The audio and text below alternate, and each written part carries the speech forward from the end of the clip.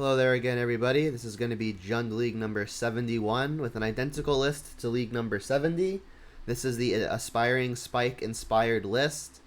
I'm not convinced that what Spike is doing is 100% correct, but then again, neither is he. So I'm just going to be trying out what he was trying out because he had some success with something very similar to this just last week. Cards in the sideboard I think are more polarizing than I would usually like. What I mean by that is a lot of these cards are for very specific one or two matchups and don't have much use otherwise. A good, I guess, example of that would be Blight Beetle.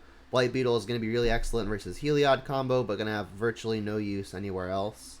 And then Plague Engineer similarly, Collector Oof similarly, Damping Sphere similarly. The only, I guess, more utility driven cards would be things like Elder Gargaroth and Spellbomb. I guess Fatal Push to some extent as well. Gargaroth costing 5 mana though does make me pretty nervous, but in the games where it's good, where we get to stick it and it enters combat at least once, it should be able to take over the game pretty much by itself. And instant win buttons tend to be pretty good.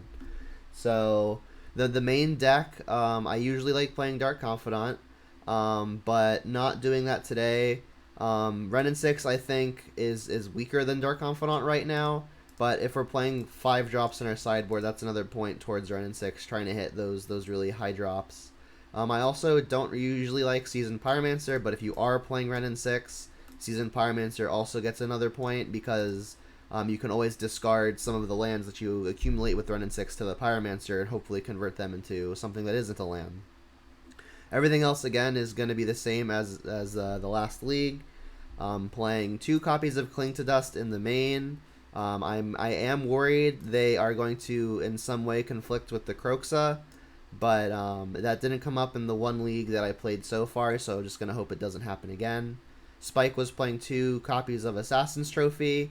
For Mana Trader's ticket limit considerations, I am playing 1 trophy and 1 decay. I had someone on the stream donate these really cool promo cards. I'm very thankful for that.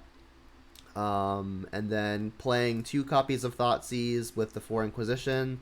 Again, Spike was playing a 3-3 split, but that's just a Mana Trader's consideration because Thoughtseize is like 15 ticks or something.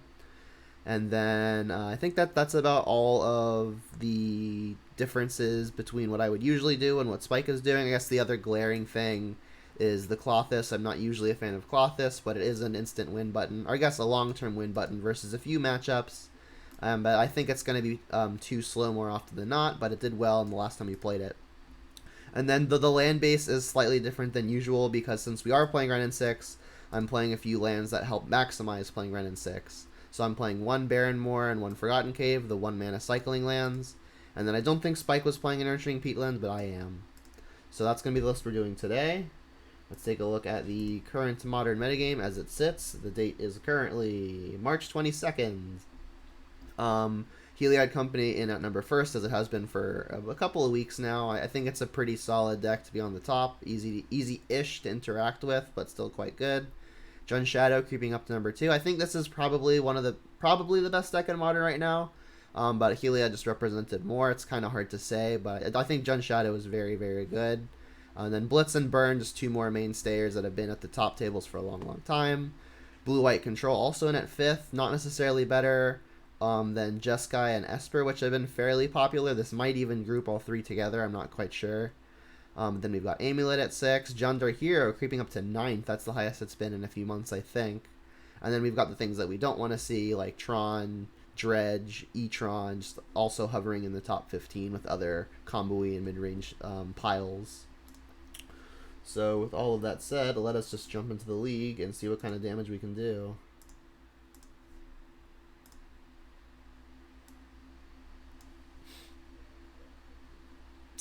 Dimming Sphere good against multiple decks. Yeah, it's gonna be an ace in like 2-ish matchups. It's fine in others. It's kind of just like Storm and Tron, right? Like it's great versus Amulet as well, I suppose. So I guess there's 3 matchups where it's an ace. So the Damping Sphere is quite good. Yeah.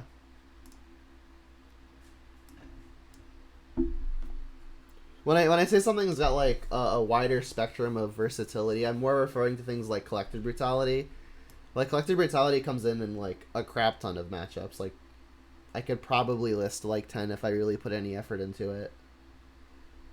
It just always seems to have a mode that's going to be good, and like and then Spellbomb, for example, it's obviously great versus the graveyard stuff, but then like in your mid-range battles, that can, you know, hit a Klothys or hit a Kroxa or just cantrip if you need it to. So I think when I say cards that have more utility, I'm speaking more on things like Spellbomb and Brutality and things of that nature, whereas Damping Sphere is more of like a lock/hate piece.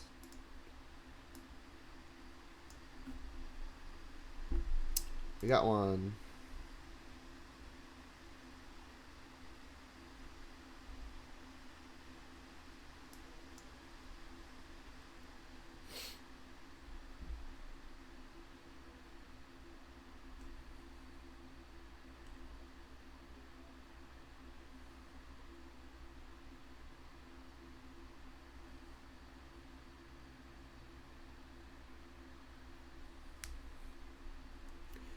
They've revealed Luris. Well, assuming they're playing like some kind of prowess or hammer deck, the hand's just fine.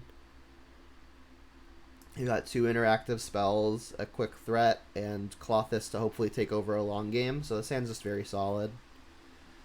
If we decide we need to fear a Blood Moon for whatever reason, we've got the fetches to get through it, which is pretty nice.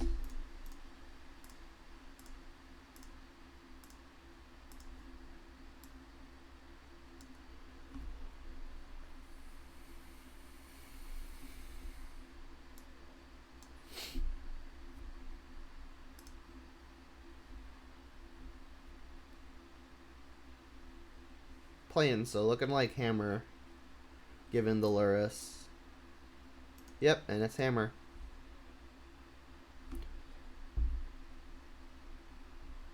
The sand looks pretty good versus Hammer. Given the presence of Sigarda's Aid and Memnite, I'll probably just hold up Fatal Push. Alright, they know about Bloodbraid. Alright, I'll just play Blackleaf Cliffs and pass.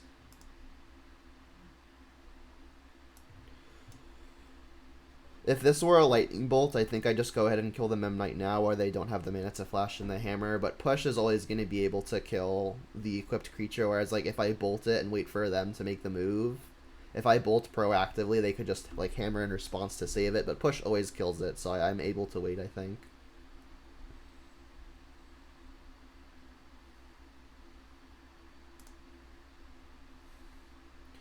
And I suppose I should just take this one here.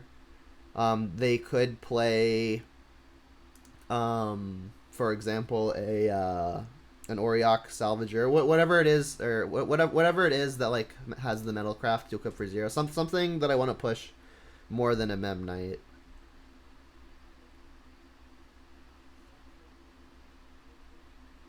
The Tarmogoyf will block the Memnite pretty well, assuming no Hammer gets equipped. If they don't do anything here, which is unlikely, I'll just go ahead and push this thing.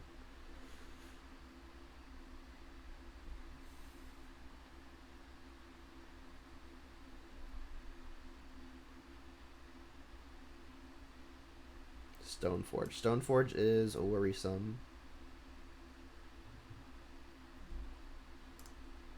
So something interesting to note is if the opponent flashes in a Hammer, I always have the option of, in response to the flash, killing the aid with the trophy, so that way it does not auto-equip. And I do think I want to start killing creatures here, especially because like Liliana gets better when the board is relatively empty, and I think Liliana is one of the better cards in the matchup. Inquisition's a nice hit.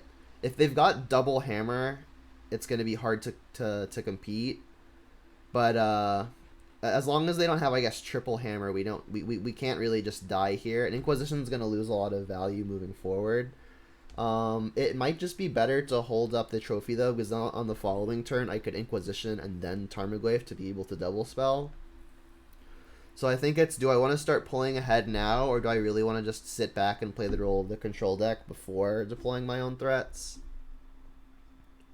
So we know the opponent has a Hammer. Does that change any information? I mean, we are going to have to be scared of at least getting hit. One hit with the Memnite doesn't actually kill us, so that's at least consideration. I think I want to play the role of the control deck here, but I still think that might have me wanting to just hold up this trophy anyway. And I could just trophy the Sigarda's Aid so that way the hammers don't auto-equip. I could also just play the kind of infect strategy of killing all of the threats. Excuse me.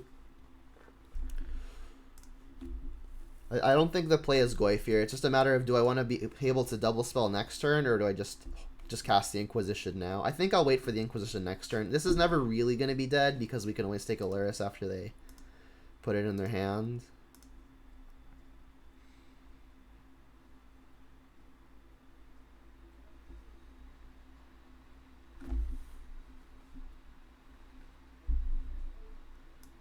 I'm going to move the stack a little bit. Alright, that will resolve. So with that, it's looking more like I want to go after the Sigarda's Aid because this is going to be able to start protecting threats. If they don't go for the hammer here, though, if I go to trophy the hammer, they could trophy the aid. They could always hammer in response, and then it'll still equip. So a little awkward the way I've done it. I'll take the 1 again.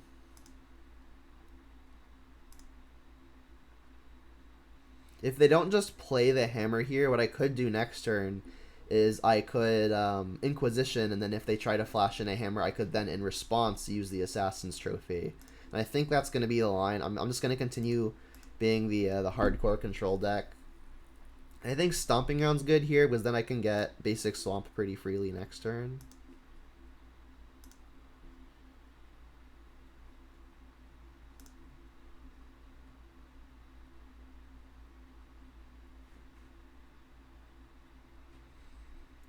Wish I had more interactive pieces, but I guess Bloodbraid is kind of a fine draw. We already have a lot of threats, so it's not what I want to be seeing. So hoping and crossing fingers for only 1 copy of the hammer here. We know they've got at least 1. Okay, they do not have just 1 hammer, unfortunately. So if I'm going to kill the Memnite, it has to be now with the trophy, but then they'll still have the Giver to equip things to. This hand is just going to be kind of difficult to beat in general. I don't think I'm taking Steel Sheeper's Gift. It's definitely either Paladin or a hammer here. I could just take hammer and pass, but then they're just going to equip hammer onto the Memnite and the Giver is going to protect it, so that doesn't really seem like an option. Just kind of a tough spot here. I mean, one thing that I could do is I could just take the hammer and then trophy the hammer, the second copy of hammer, but then they have Steel Shaper's Gift to get another one, which is pretty bad. And like I could trophy the Giver, but then they still have just like infinite hammers. I think even though it's redundant, I want to take a hammer here because I can deal a second hammer, and maybe I can find a one to deal with the third. Because like the hammer is ultimately what's going to kill me, right? I could take Paladin because that makes their hammers worse, but then I'm playing this awkward cat and mouse game where I just cannot beat all the hammers. The third hammer is just going to be impossible to beat even with Paladin. I'll take a hammer and just not be happy about it.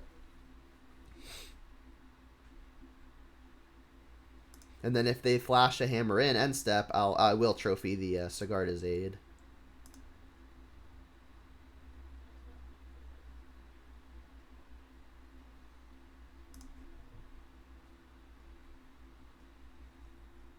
Alright, they're hammering. Alright, so when I trophy Sigarda's Aid, it will no longer equip. They still have the Pure Steel Paladin. They'll need another artifact to make it so that their Pure Steel Paladin can auto-equip stuff. But they're going to be able to find another hammer and play another hammer. And I'm giving them a land here because I'm trophying them, which is, I guess, here's another pretty good example why I really don't like Trophy as a card. Because, like, while we're disrupting the opponent here, we're just going to enable them to do something else degenerate. So it's I guess, possible I should just let this resolve, and then as soon as they target something, I'll trophy the creature, because Giver isn't active yet. Yeah, like, hitting the Aid really doesn't seem like it's going to do a lot when they've got Paladin. And at least if I kill an artifact here, it makes it so that the Paladin less easily achieves Metalcraft. So I'm going to wait and see what they target. and then I'll just hit the target. I'm gonna assume it's Memnite. Yeah. And I guess I actually want to kill the hammer then, right? If I kill the hammer, it makes Liliana's worse, whereas if I kill a creature, Liliana is slightly better. They're both artifacts. The thing is, like Pure Steel Paladin, if I leave them with a hammer, that's actually something to equip when they achieve Metalcraft. I think I just want to kill the creatures, given that it removes an artifact either way. It's a close call, though.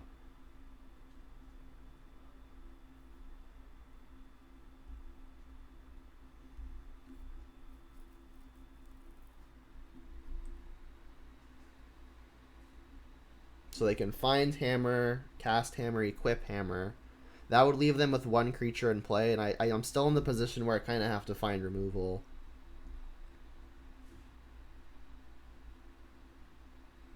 These blood braids were not great.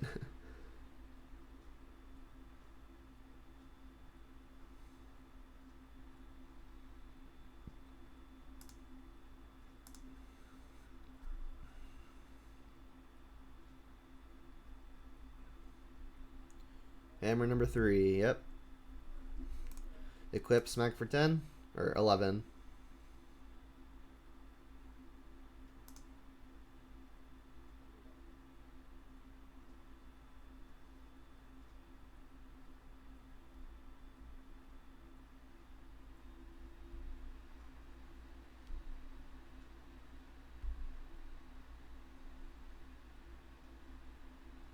Another giver. That's problematic. So best find here would be something along the lines of Kolaghan's Command. Liliana, not going to do it anymore because they found another 1-drop. Fatal Push would still work. Terminate would work. But again, best case is going to be Kolaghan's Command, because we can like shatter this hammer and then kill other giver.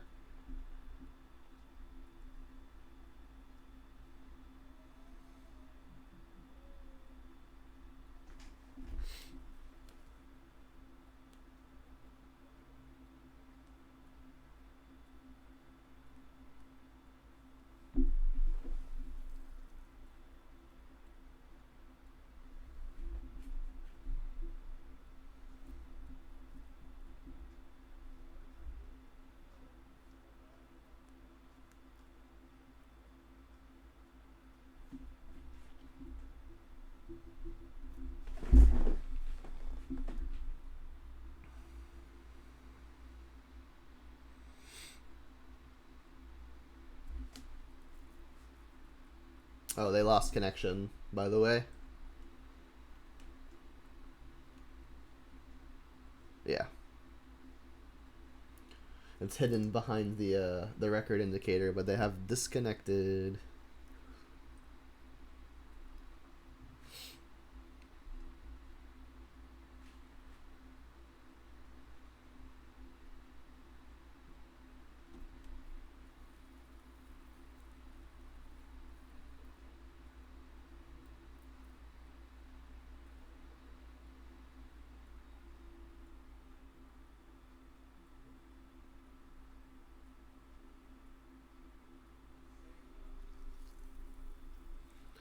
So yeah, I guess like the thing that I'm most afraid of now, in the assumption that I find removal to deal with the giver within a turn, the thing that I'm then afraid of is Pure Steel Paladin plus an artifact, because then they can re-equip other copy of Hammer.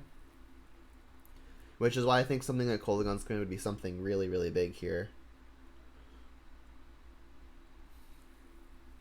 They got 1 card in hand as well, so it's also possible with the Kolaghan's Command that I just like have the opponent discard, but I think I really want to prioritize killing a giver, because if they got 2 givers, they can start protecting each other, and that would be very bad.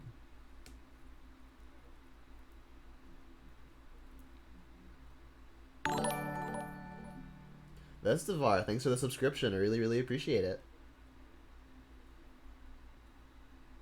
Make sure you get some good use out of my emote. I do have a second slot, but I'm going to try to commission the second slot, the second emote artwork.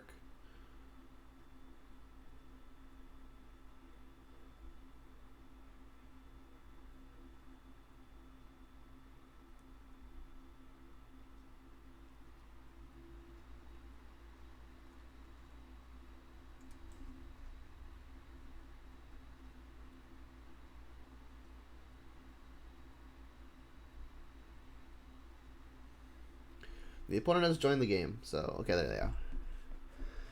There you go. Alright, so Kolagon's command, please. Darn. That Liliana was what we were hoping for a while ago. I can play Tarmogoyf as a way to bluff that we can stay alive, because like maybe they don't give protection if they're afraid of another push. But if we had another push, we'd have pushed it right now. So like if they think it out, they should understand that giving pro green and attacking should just win. I appreciate you saying so, Vestafar.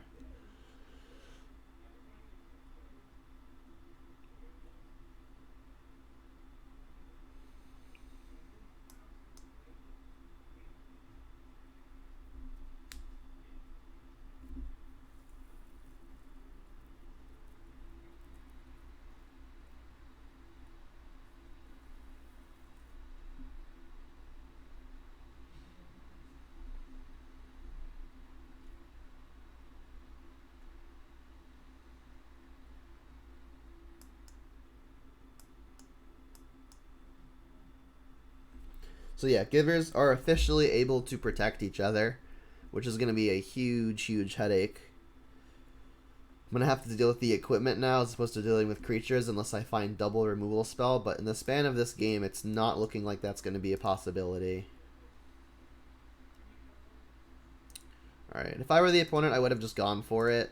Because again, if we had the push, we would have used it before the givers protected each other. Instead, we're just abyssing ourselves. This gives me another turn to potentially find a Kolagon's command. Alright, Luris to hand. So yeah, if I were the opponent, I would have gone for it. I guess it's dangerous because they don't have another way to equip necessarily, but they do have a paladin. They're short an artifact. Alright, now we are just dead. We can't even pretend to be alive.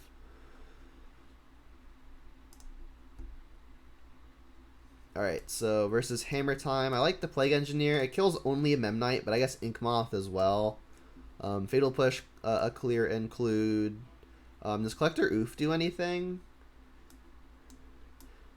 So I have to remember the wording on Pure Steel Paladin. Because if it makes it so artifacts have equip 0, then it might be worth it. Equipment you control have equip 0, so it changes the cost of the equipment. So Collector Oof will actually stop the Pure Steel Paladin from equipping or helping to equip equipment. So Collector Oof actually probably fine.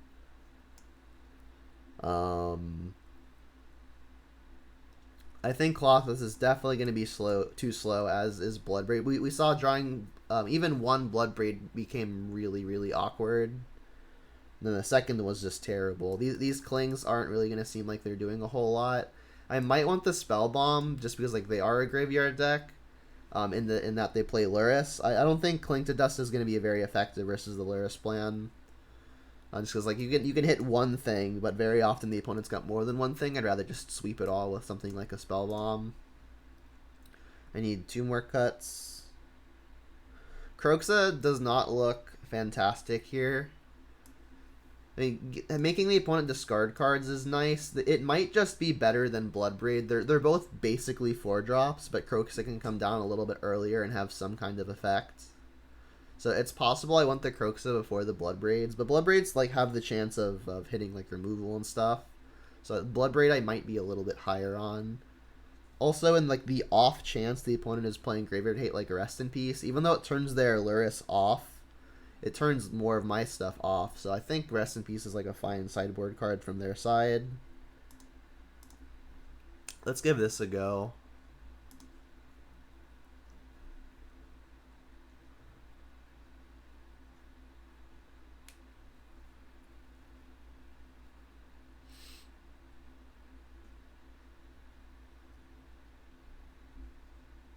Let's go first, yeah. I want a turn 1 Inquisition and a turn 2 Glyph. Alright, we don't have that. We do have turn 1 Forgotten Cave, turn 2 Ren and 6, and we've also got a Fatal Push, and Liliana is also very potent. If we find any fetch land, this hand becomes very good, and even if we don't, we still have 2 very good spells to cast. So I think this is a clear but risky keep.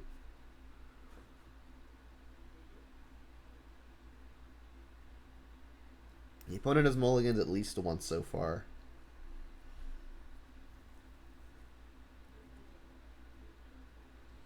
I could peatlands to hold up push on turn 1, but I think I'd rather just develop my mana.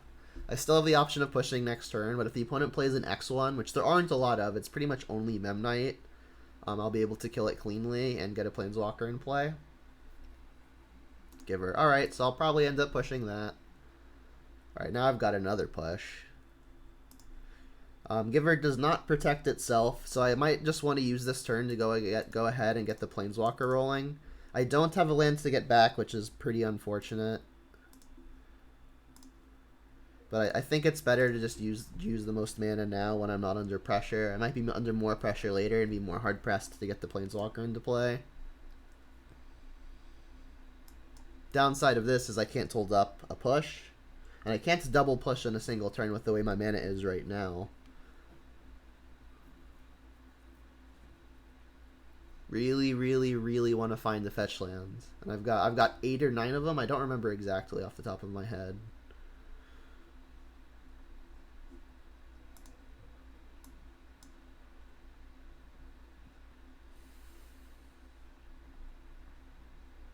There is a hammer. That makes sense. Alright, fetch land, please. I'll even accept like a Blackleaf Cliffs. Damn. Did not hit it. I could sacrifice Nurturing Peatland, buy it back, and then replay the Peatland. That'll still let me cast a spell. I think that's what I'm actually going to do. I won't actually be able to plus a land in play this turn, but it doesn't actually cut back on the number of spells I get to cast because I'm going to be casting this. I'm going to be replaying this Peatland anyway. So I really want to be hitting lands, and I'm just continuing to not to, which is unfortunate. So I can't kill the Stoneforge because the Giver is protecting it right now. I could cast Inquisition, but I think since I've got Liliana's, it's going to be best to just kill creatures. That way Liliana has the potential to be the best later. So I guess I'll just pass. And then plan on pushing the Giver. I'm not worried about like a Veil of Summer or anything like that, so I think waiting is probably fine.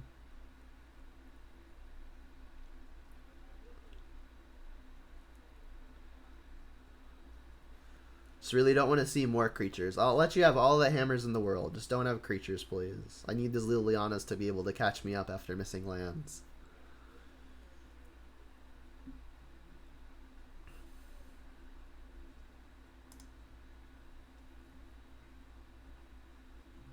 Sure. I really don't think Ren 6 Ultimate is ever going to be a factor in this game, so as long as this isn't like an actual good amount of pressure, I'm just fine letting it get hit. Alright, well, I'm going to kill the not summoning sick Giver.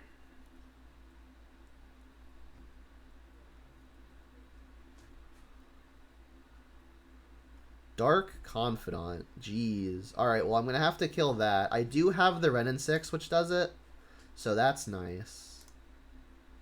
Let's cast hitting this Giver. So this Giver is not yet active. I'll be able to use the Ren 6 to ping off the Bob. Still would really love lands here. Yikes. I could make the same play, but that means I'd have to use the push on Giver. I'd have to use the push on Bob, which means the Giver would get on tap. I think I just want to continue to keep the board clear, which means I'll use the Ren 6 to kill the Dark Confidant, and then I guess just hold up the other copy of Fatal Push once again. And I would love to Inquisition here, but again, I really think I need to keep the board empty to maximize the Lilianas. And this Inquisition's never going to be dead, right? Because I could always save it for the turn after the Luris is put into hand.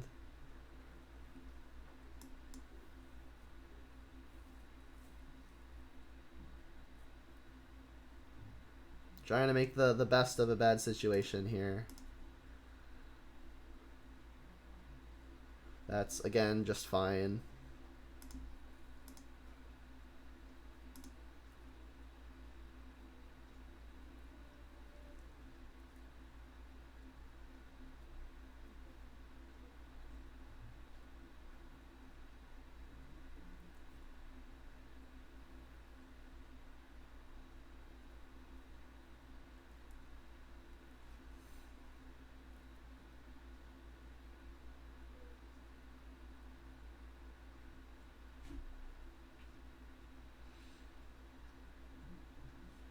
What's up, Jory?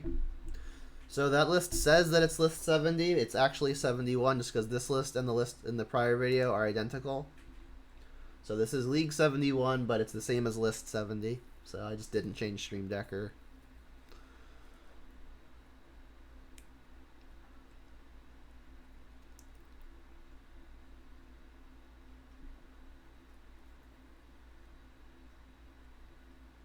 They got Shadow Spear, yeah. And they're playing a hammer. This is not gonna auto-equip, right? Is there something that I'm missing? This seems fine. They're just trying to get it into play so I can't discard it.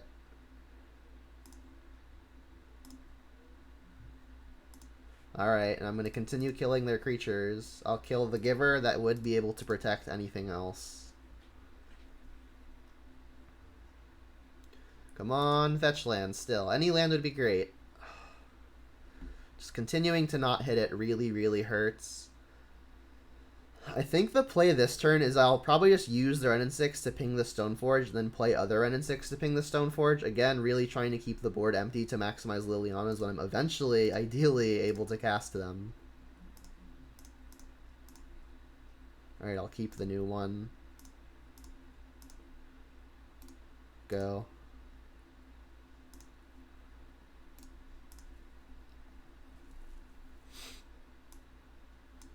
Paladin, yeah. Uh-oh. Alright, so all of these things get to equip. So if I'm going to find a land, now is the time. I need to be able to play this Liliana. If I can find the land for the Liliana. Oh, come on, deck. This is outrageous. Alright, well, I guess now I have to find another copy of Fatal Push off of sacrificing Peatland. I could play Collector Roof, but this thing has Trample, right? So I actually just have to kill this thing naturally, which means I have to find a push.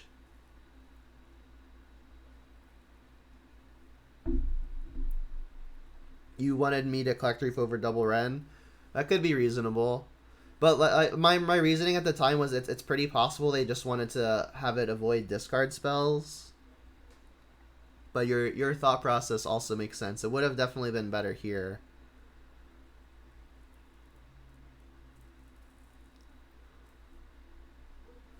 It also just sucks not having a third land in the top 5 or top 6 because we also cycled the Peatland, which I have to do again. If I find a push, we're live. And now it just straight doesn't matter. Feels bad. Disgusting. Alright, well, I guess we'll come back for the next one. Yeah, unfortunate draws. Game 1 we drew fine, but just not fine for the matchup. Like, we just drew all of the threats and not ways to interact, and then this time we just kept a good 2-land hand and just did not find a land in the top 7. Feels bad.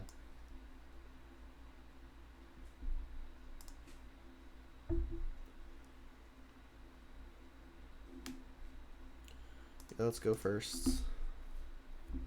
Sounds good. Again, we're with Wrenn and 6 and no fetch lands.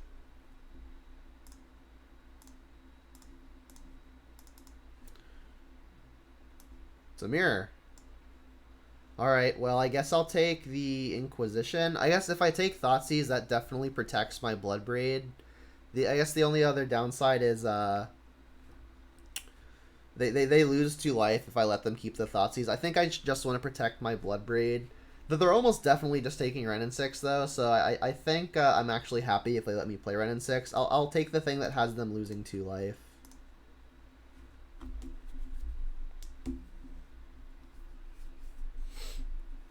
Saw the original list of Aspiring Spike, not a fan. Gargaroth seems slow against the aggressive red decks and too narrow for just mid-range matchups. Aspiring Spike was a big fan of Spyro, playing 4 and only 2BB, not a fan.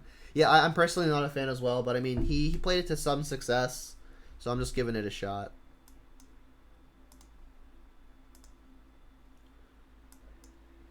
Alright. So if they take the Bloodbraid, sad face, but then I get to stick the Wrenn, which is also quite good.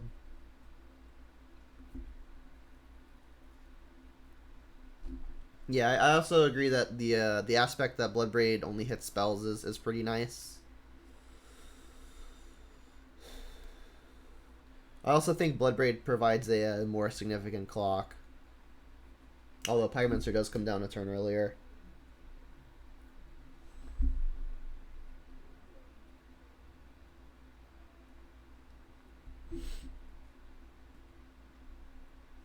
Alright, so yeah, we've effectively made it so that the opponent lost 2 more life. Alright, so we don't know that Inquisition's actually going to hit something. I think I'm just going to shock and play Tarmogoyf here. Also, we don't know that the opponent... We don't know that the opponent has a way to deal with this Tarmogoyf right now. And if they've drawn something like a Renin 6, we'd be able to pressure it with the Glyph anyway.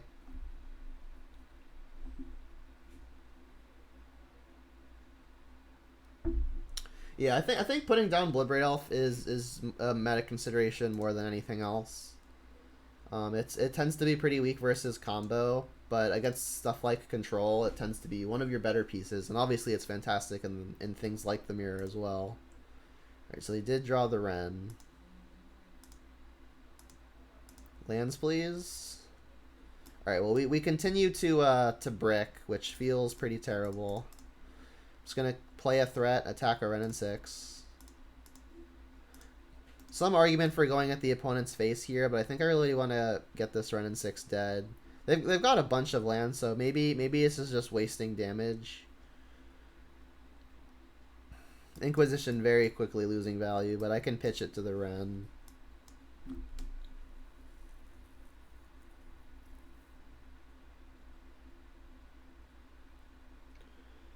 I'll read that comment when I'm not in the middle of a play, Big Daddy Snow.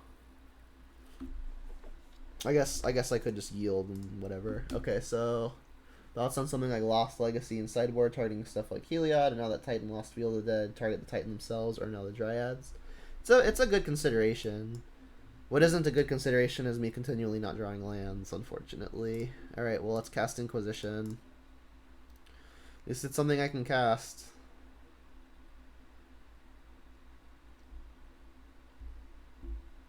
Yeah, and like it can hit stuff like Tron lands too, right? Albeit, like on the draw, it's much worse because they can still assemble Tron on 3, which would be bad. Bolt me.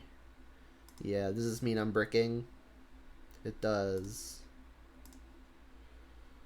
Alright, well, I get to kill the Renin 6 here with the 1 Tarmogoyf, so I think I'm going to take that chance. It's going to grow my Tarmogoyfs as well, which is nice.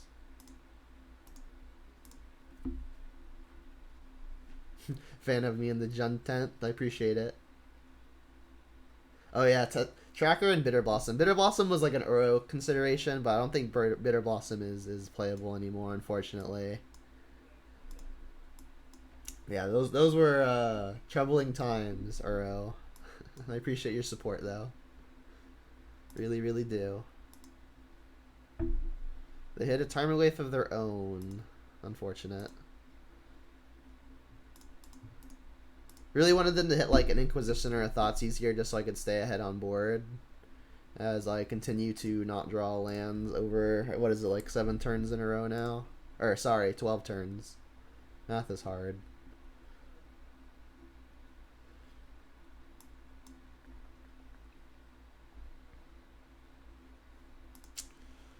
Yep.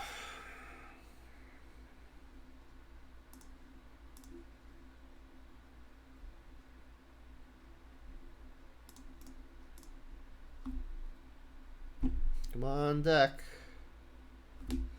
Still no lands in the yard either. I mean, I can attack with Tarmogoyf at Liliana. If they double block, I can use Renin 6 to ping the Tarmogoyf.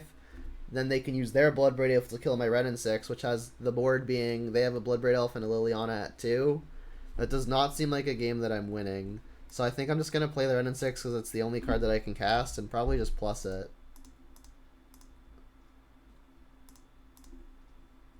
Oh wait, what am I talking about? Let's just kill the Liliana. Can't believe I almost missed that.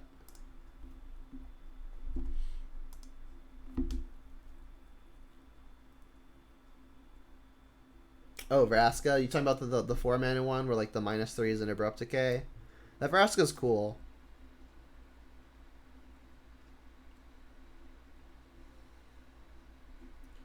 Yep. Pitch 2 Myers, probably.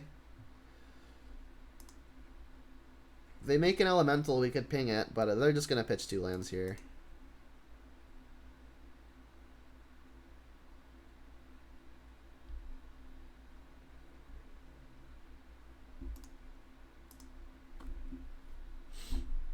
They could attack both, suiciding the Bloodbraid in an attempt to kill my Wrenn and 6. They could have a Wrenn and 6 of their own, which would make this block look really, really bad. But I am so far behind at this point, I think I have to take the higher risk line to try to pull ahead. Like, if they've got the Wrenn, I'll scoop. But, I mean, I'm not beating the Wrenn anyway. I just need to find a land, and I just did not. Alright, so now I'll bring in Gargaroth, I'll bring in Spellbomb, I'll bring in other copy of Push. I would love to take out all of the discards. Let's do it. This has me needing 1 more card. I guess Engineer trades most of the time.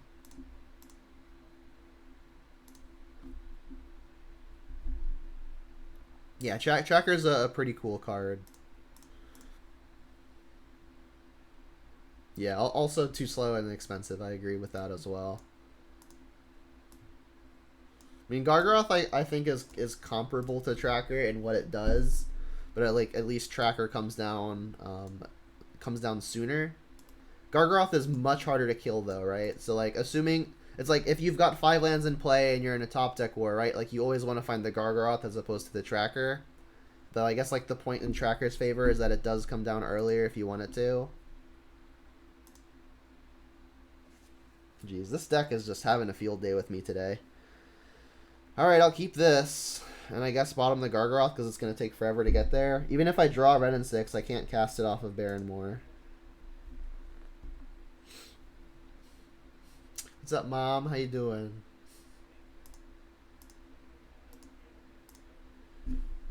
And for those wondering if Marty's mama in chat is like a nickname, it's not. That's actually my mom.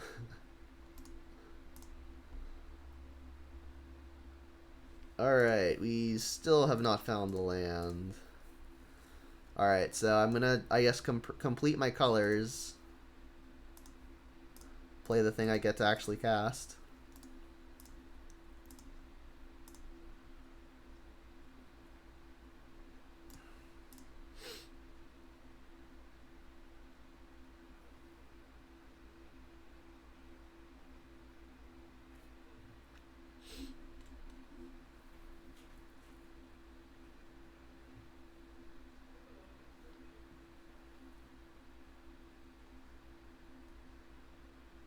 Brutal. I mean, we're going to get to attack it down after combining it with Bolt. What is a land? Let me ask. Alright, well, I'm going to kill this Wrenn and 6 and play a Spellbomb.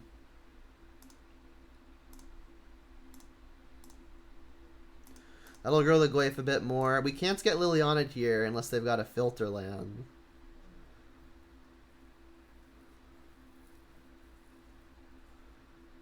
Yes.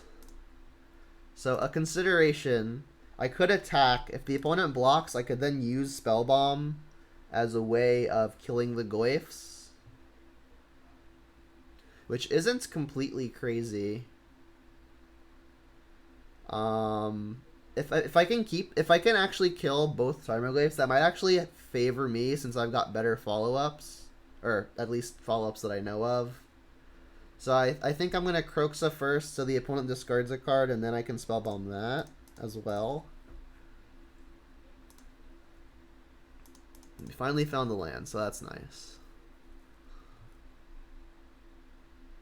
They discarded a Mire. Alright, so now I think I will just attack. If I actually sacrifice Spellbomb, does it actually shrink it? We're going to add Artifact and then take away Planeswalker, so they'll still just be the same size. I'll pass. And I don't want to Spellbomb myself because I've got my Kroxa there, so I would have had to have done it in the other order if that was going to be a play I considered, because I'd have to Spellbomb myself. But then Spellbombing myself sucks because then I'm farther from Kroxa. Kroxa of your own. Brutal. Alright, well, I'm going to discard the Gargaroth here because I just want to be able to cast this Bloodbraid next turn if I hit the untapped land. And now I'm happy to have saved the spell bomb because I get to deal with the opponent's Kroxa. Do I want to block and be afraid of a bolt? Well, I guess that answers that question. I don't have to be afraid of a bolt anymore.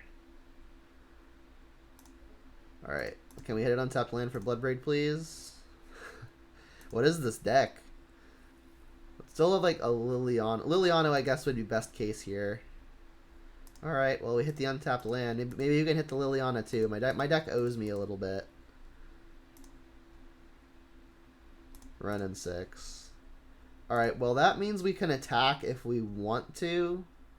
Because then we could use the run in 6 to finish off their Goyf. Issue there is I may then be conceding the fact that they get to just attack my red and 6 down, which is actually not the worst because that it feeds the Kroxa and like I no longer actually need the lands. So I like getting the aggro plan in because my opponent is ahead. I think that ahead on cards, I mean. If we were more even on cards, I think I would just hold my breaks here because I have the board advantage and I can try to press that or at least angle that. But given that I'm behind on cards, I think I like trying to be the aggro deck now. Obviously, there are a number of things that could break this up, but them being at 12, they at least have to think twice about attacking. That's a good sign.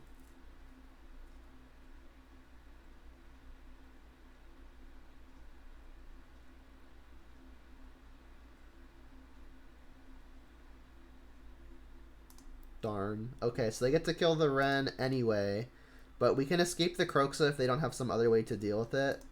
We have a good idea that they don't have a bolt in their hand, so I still think I want to be attacking first because Goyf will be bigger on the attack. Kling is an interesting one. Let's still definitely just attack first and then escape Kroxa. I'll have to fetch for a red source, which I guess means Blood Crypt.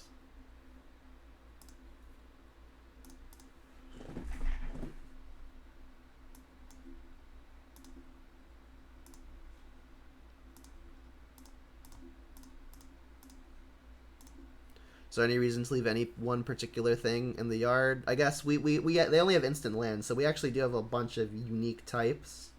I think given that I've got Kroxa in play, it actually makes sense to shrink Goyfs, so that way if they're able to kill something, neither creature is huge.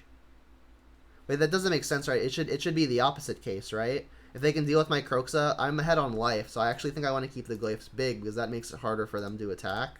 And we know they don't have Bolt, so it's going to be hard for them to swing the race. I think I'm actually keeping the unique things, which would be Planeswalker and Artifact. I guess Planeswalker is going to more easily re-enter the graveyard, so I'll keep the Artifact if it's between the Ren and 6 and the Spell Bomb.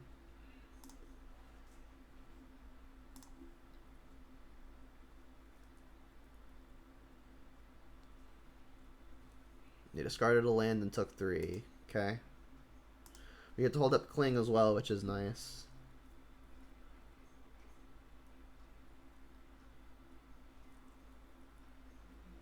Bloodbraid time? Yep, please don't hit removal. Red and 6, that doesn't quite count. And I'll probably just Kling whatever it is they target with this this Red and 6. I do want to dig for some amount of action. Oh, you drew a push as well? That's brutal.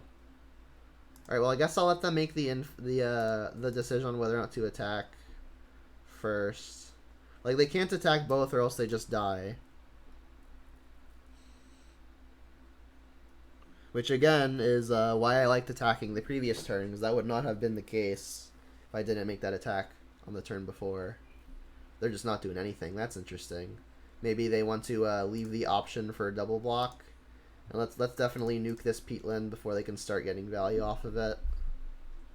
We hit a decay, that's good. So now I can decay the opposing Tarmogoyf and force a chump on Bloodbraid. Or I could just kill them, right? No, because we don't have Revolt. So I guess I am just forcing the double chump. Because push only hits Goyf, Decay doesn't hit Bloodbraid. We don't have Revolt to do it any differently. So it doesn't matter which one I use. I guess push can hit Bloodbraid next turn. It can't hit Liliana, which would be the absolute worst case scenario. So I guess I'll just use the decay now. And then just really hope we don't have to face down a Liliana next turn. This is a 4/5, so they're forced to block.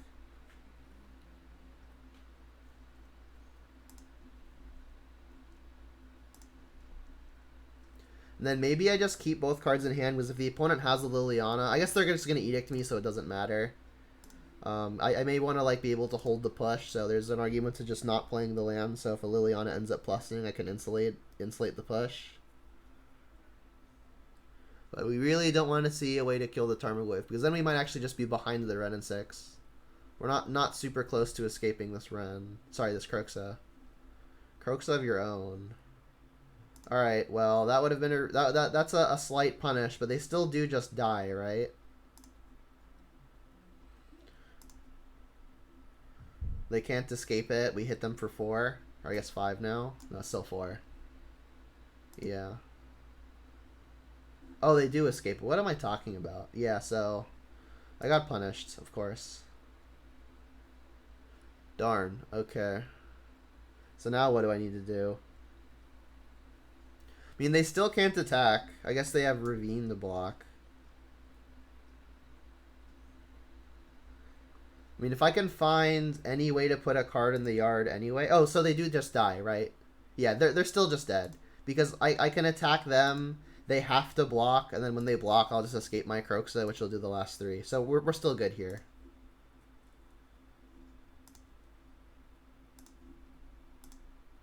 Right? This is at least as long as it's 3 or more power, which it is.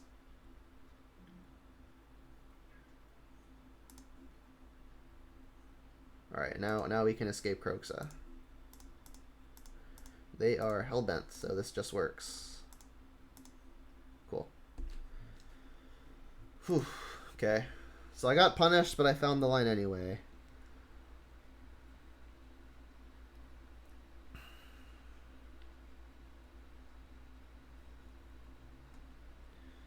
This looks fine. Still don't want any of the discard.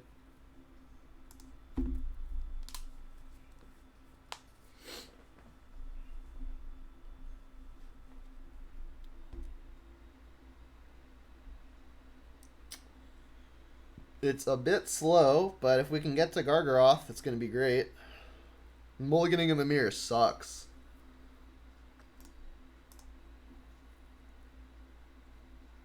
Another Liliana isn't terrible. It's going to be bad versus Seasoned Pyromancer and Bloodbraid.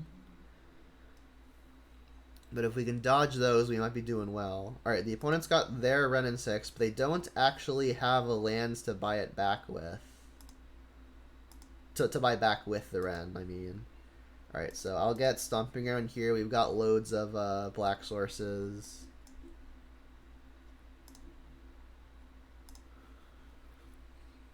It's going to be unfortunate if the opponent has a way to destroy the Tarmogoyf, but if I don't find something better to do, I'm just going to cast it.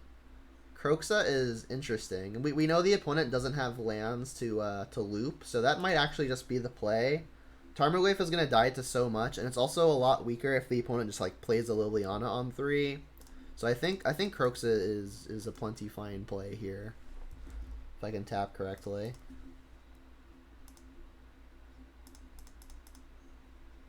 The opponent might have a land, but we know they don't have a fetch land, so this could be great or it could be just medium. It'll still be a deal 3 at worst. I'm just gonna hope that they don't have a land, which is completely possible because they didn't return a land. Like I still think them discarding land and then immediately buying it back is better than just playing the Goyf and having it die. So now what we want them to do is to play like a Tarmogoyf or something that Liliana can easily trade with.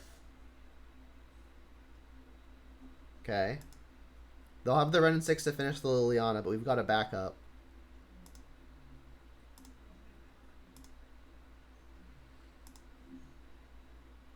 Push. Does that change anything? I think that it does. Because like I mentioned, being able to Liliana the opponent here, but they'd have their Ren 6 to then finish it off. I think I want to play Tarmogoyf and have Fatal Push up. Like it's not as big of a time lock now if they have the removal for our own Tarmogoyf, because we're at least still doing something to impact the board with our other card. So I'm going to, I guess, play Swamp, play a Tarmogoyf, and hold up a push. And I really don't think it's worth it to play around Veil of Summer. It's probably just better to keep up the instant speed mode. That said, if they have the Veil, it would be a disaster. But Veil I don't think is super common in Jund, just because like Bloodbraid is a pretty big non-bow with it.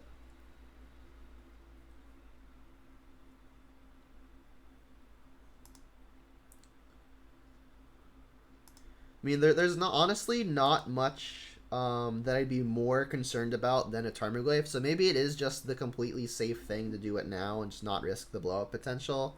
I guess like the one thing I can think of that would bite me is what if, for example, the opponent had like Seasoned Pyromancer to make my Lilianas worse, and then like I couldn't kill a Bob. It's probably worth it just to avoid the Veil of Summer potential, even though it's very unlikely.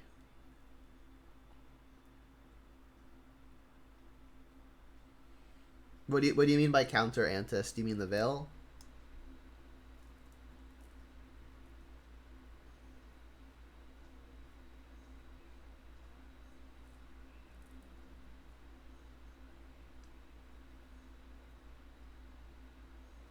You know, push mine too. It's like a mirror or something.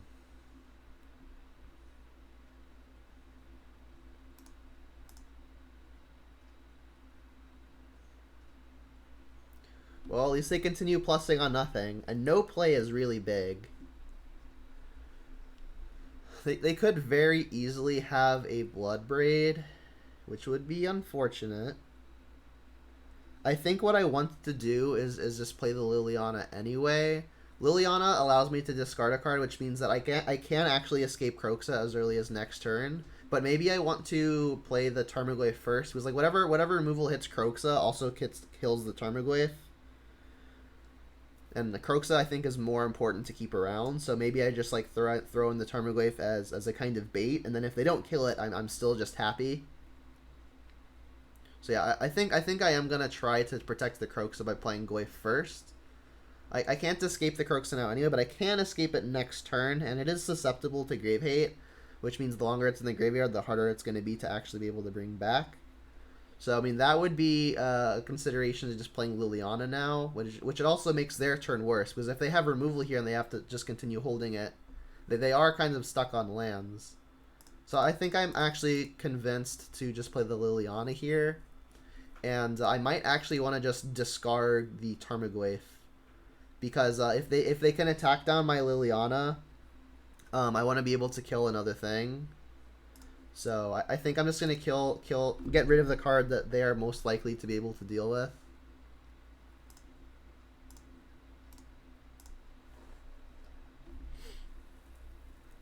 And then I'll hope that they don't have the Bloodbraid if they hit a land.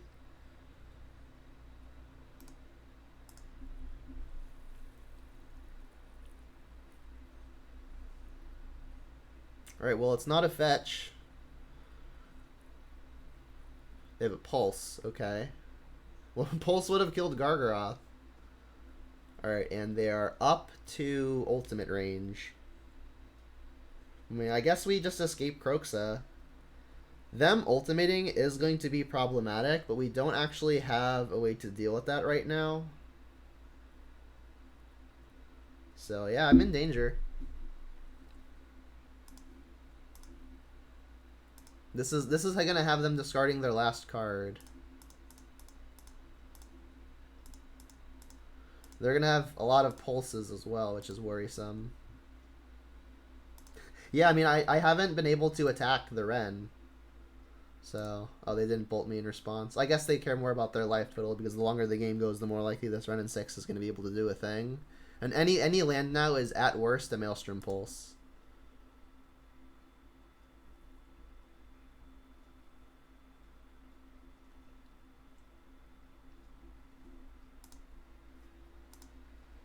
I guess, like, it's a push as well, right? So... Alright, there's the land for the Gargaroth, so I guess I'll attack. If they let me. And then discard a land, cast a push.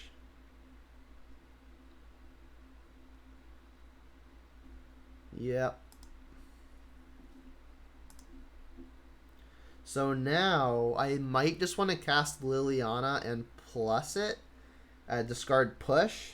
Because next turn then, if they have another land, I can maybe plus it and avoid the Gargaroth from getting plussed for a turn. And like the Liliana can kill whatever creatures they have anyway, so I think I'm pretty okay just discarding the push.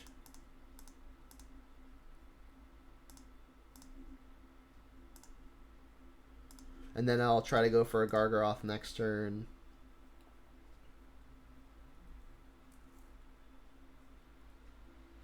I mean, I do have, like, Nile Spellbomb and 2 copies of Cling to Dust, which would be a way to start interacting with the opponent's board. Or, sorry, interacting with the opponent's emblem.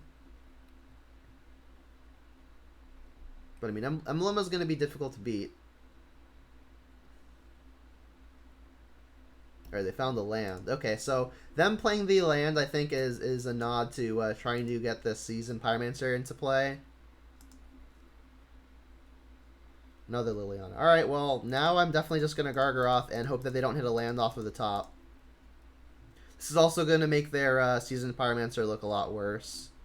And I think I'll keep the Liliana in hand as opposed to plussing it away. I don't think an emblem is going to come up. I mean, it does take them off a good number of lands, so maybe that's a mistake. And like, if they're attacking into my Liliana to keep it off of ultimate, then Gargaroth is actually getting into combat, which seems good for me. But yeah, any land here is a pulse, which is pretty bad. Alright, so they presumably have not found the land, which is good. Other Gargaroth. Well, funny enough, Pulse is still going to deal with both Gargaroths. So I think what I'm going to do here is just lead on attack. And in the event that my Gargaroth dies, I think I need to just make some 3/3s. I could draw a card to continue finding action, but I think I need pressure. I'm not going to play second Gargaroth into a Pulse, I don't think. You know what, let's draw a card. I think I'm happy just minusing the Liliana now. Ooh, that's good.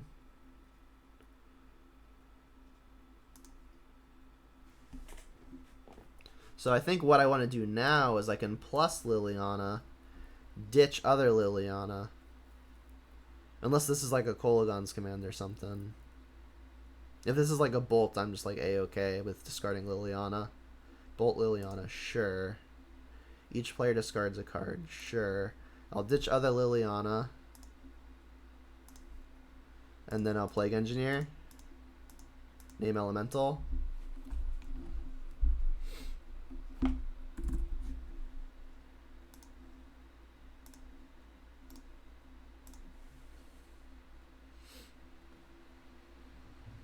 Alright.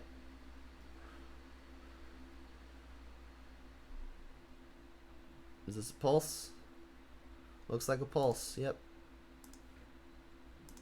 We're also close to escaping Kroxa again, which is not nothing. Alright, well I guess I'll play land, play Gargaroth, attack plus Liliana.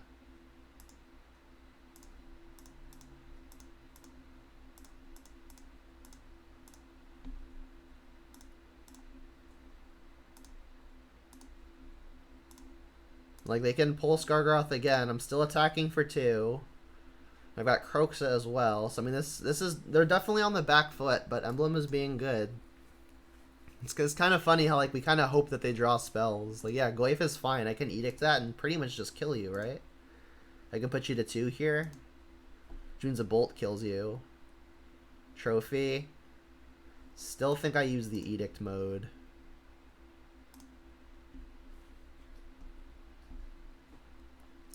And I guess the opponent is so low on life. I've already got interaction. I'll just make a 3/3.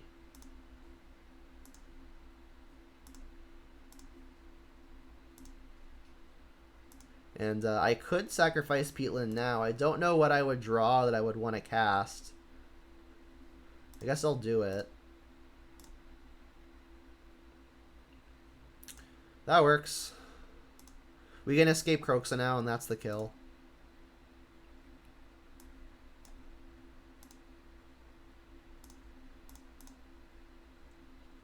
Bam, beat an emblem.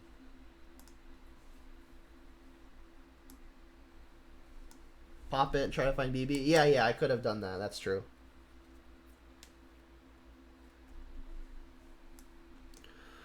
Croxa also works. Lousy Tunes, thank you for the follow. I appreciate it.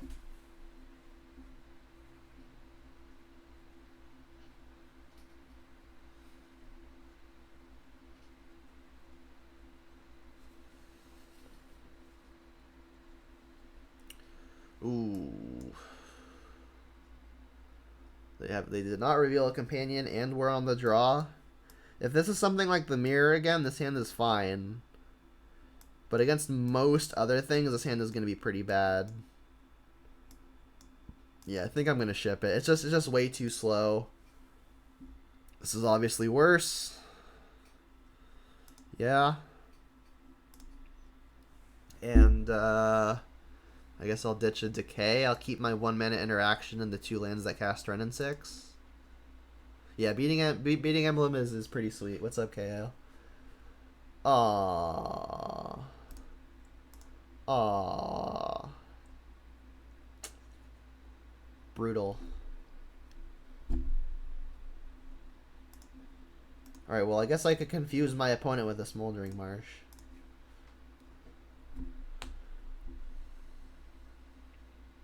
If they by some chance don't have turn 3 Tron, then maybe Goyf can get there. But the odds seem low.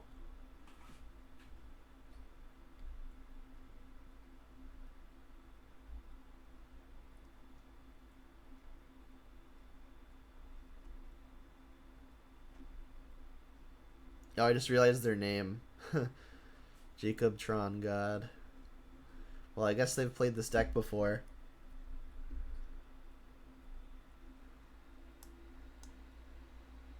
Tron piece number 2.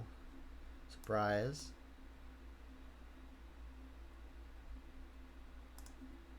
Alright, well, let's, I guess, get... It's gonna hardly matter. My life total, that is. Alright, let's get the pressure down. Just maximizing on red here because of all my red spells, and then obviously want first green.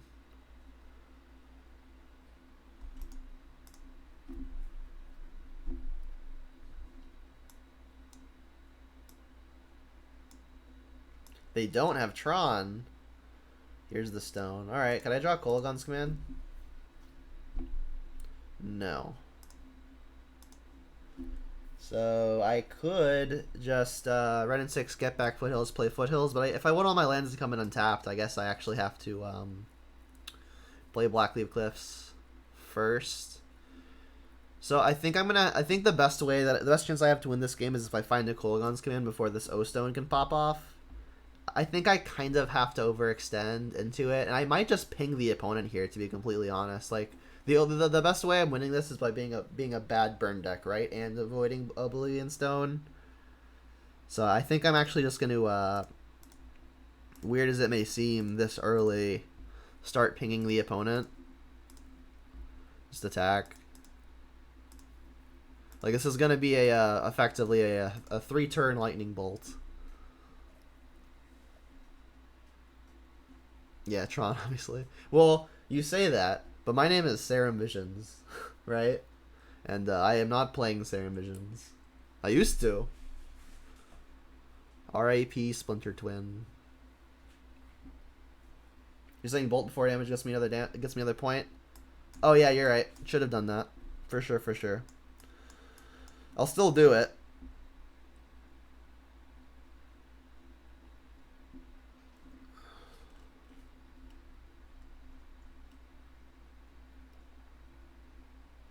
Yeah, so it was the stone off of the stirrings. Okay.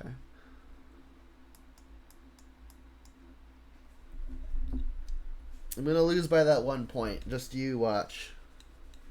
Just you watch.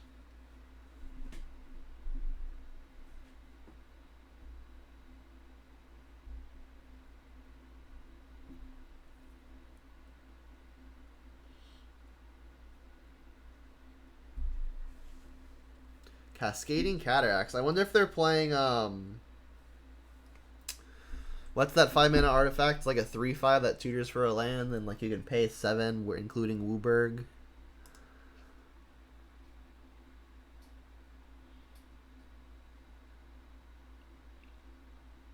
Golos, thank you. Alright, they're gonna grow my Goyf. I guess that's nice. I mean, I'm smacking for 6 with the Goyf now. It's not nothing. Imagine hitting a Bloodbraid here. Bloodbraid. Kroxa is good too. There's already creature in the yard.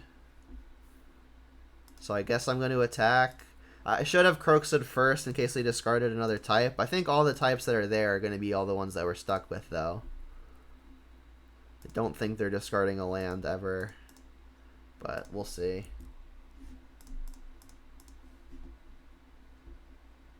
Yeah, I mean, this 1 point might come up, assuming Kroxa gets to have them discard a land at any point. Missing, yeah, we're missing enchantment, and we are missing tribal. But I don't know that they play any tribals, unless they're playing All is Dust. But All is Dust would kill Tarmogoyf anyway. Scary. Yeah, bolting the opponent's face and this fetch land means that we're escaping Kroxa next turn. But I mean, they're gonna be in O-Stone range. They don't have it. Interesting. They just don't have a land to pop O-Stone either. All right, so there's a non-zero chance we win here. I'm still throwing this bolt upstairs. I need all my mana if I find a Bloodbraid. Whoa, we won. Well then. Okay. So we've got Collector Oof. We've got Damping Sphere, and I think that's it. Tron God my ass. Yeah, pretty much, right? They kept a 6. They kept a 7-card hand, right?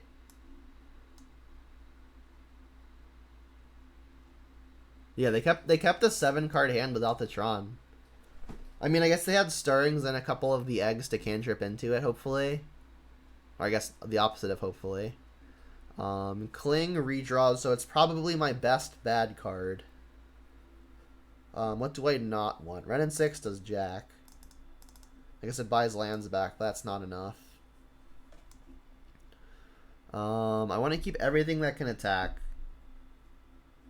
Pushes do nothing. Let's cut those. Is there any other spot removal that I'm missing? I guess Decay's got some amount of utility, so I'll probably keep that. Yeah, Ren is better than Push, that's for sure. I'm probably gonna board 1 Ren in just because I just need to play another card. Like something like that. I think the Clings are probably better than the Rens, just because like it'll at least cantrip on its own. Do you think Colossus seems bad? I mean, Colossus is indestructible, so like an O-Stone won't kill it, and it's at least a source of pressure, which is what we need. But yeah, it does seem bad. I don't think it's as bad as the rest of the cards in the sideboard, though, which is the issue. Yeah, Karn doesn't care, neither does Ugin.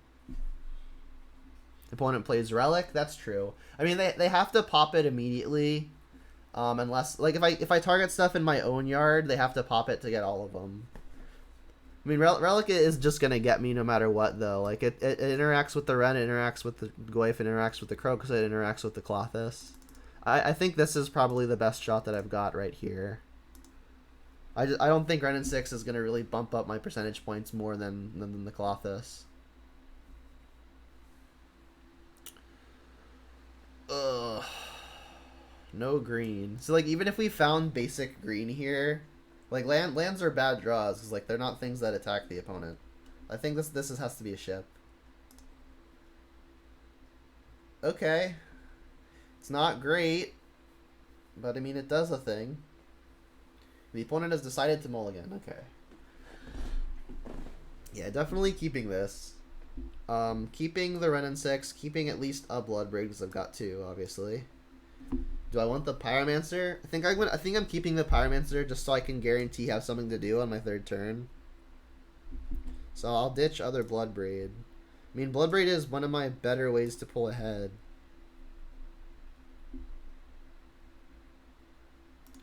Like, the other argument is, like, maybe I should be mulliganing more aggressively for, like, exactly Damping Sphere. Ooh, that's a good one.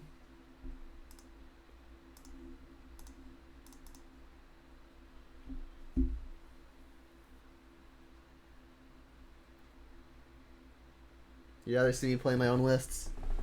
Yeah, I mean, I do miss playing Dark Confidant.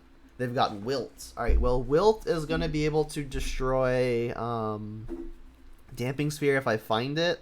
They've got 2 payoffs in Ugin and Wormcoil, and they are going to have the turn 3 Tron thanks to the power plant in hand. Whew. I mean, I think I have to take a payoff here. I don't even have the Damping Sphere right now. If I can somehow find other Thoughtseize. So, like, if I find the Damping Sphere, that would be the reason to take the Wilt. But the issue is, like, I don't have pressure enough to where I'm just going to be able to beat this Wormcoil naturally. Like, they're just going to get to 6 lands at some point. I think I just have to take the Wormcoil. And, like, let their Wilt be a Wilt.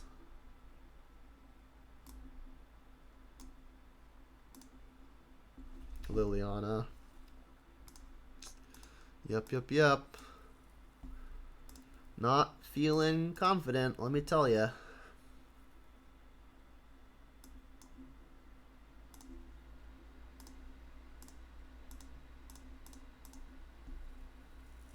And I'll buy back the land here.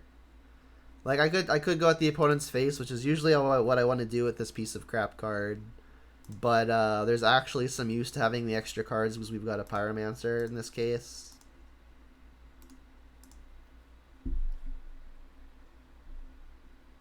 Yeah, they do not currently have green. This is also true. I think the Spike list, it was playing 4 Thoughtseize in the board. There was only 3 in the main. Thoughtseize is obviously definitely better in this matchup. Well, we're playing 2 K commands, which is my usual number. Wait, are we? I don't remember. Have I been hoping to draw K command and I'm just like not playing K command? I honestly can't remember. Here, we can look real fast. Yeah, we're just not playing it. Okay, so I'm a doof. So like round 1 when I was begging for a Kolaghan's command, I was just never gonna hit it, huh? Yeah, I miss my own lists. I just really don't think this is good. So now I can Seasoned Pyromancer and die to win Ugin.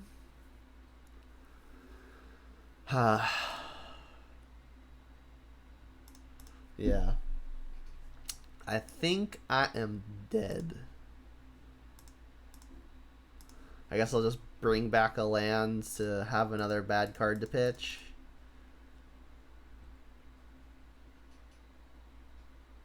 Yeah, I would love to Bloodbraid here. But we are unable to do that as per the rules of Magic the Gathering.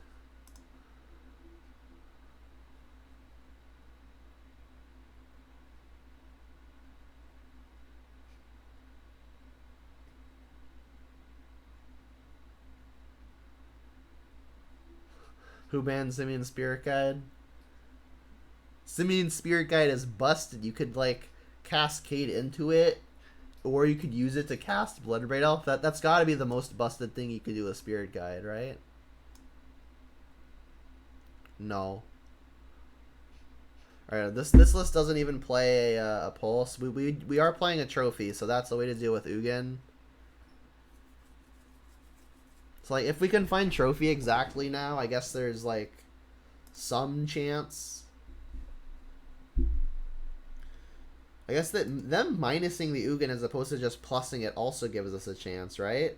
Because like we could cascade into a way to deal the damage to the Ugin, and then we could kill the Ugin. So like their opponent has given us hope here. Cling, that doesn't do anything. Alright, can we find a way to kill this Ugin, please? That does not work. Got another land. Alright, I mean, we're still going to attack the Ugin down to 3, and I still have a window where I can kill the Ugin.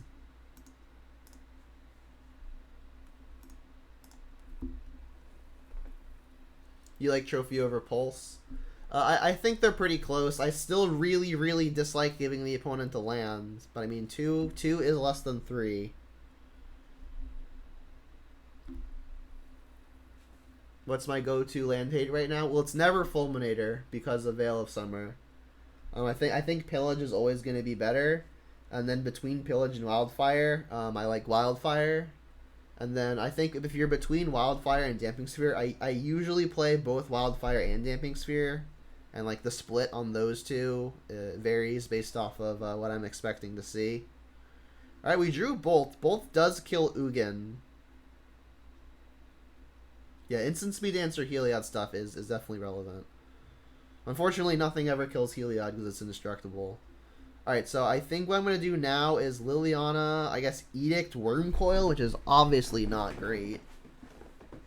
But I mean, we get to bolt the Ugin.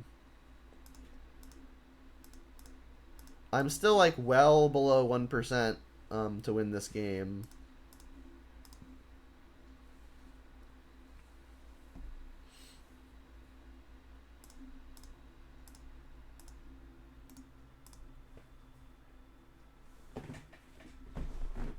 Yeah, I mean, I'm a big fan of instant speed answers in general.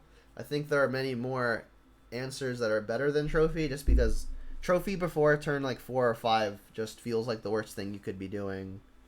Like we had it in the first game of this league, we experienced the drawback on Trophy, which was give my opponent a 3rd land on like the 3rd turn.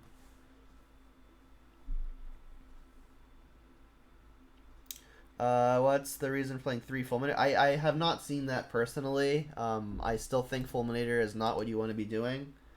If you're not playing Kolaghan's Command, you definitely shouldn't be playing Fulminator. But I think the subtle upside of playing Fulminator is that you can buy it back with stuff like Kolaghan's Command. But I still think, even if you are playing Cake Command, the 2-mana land hate is probably just better, especially because Veil of Summer exists.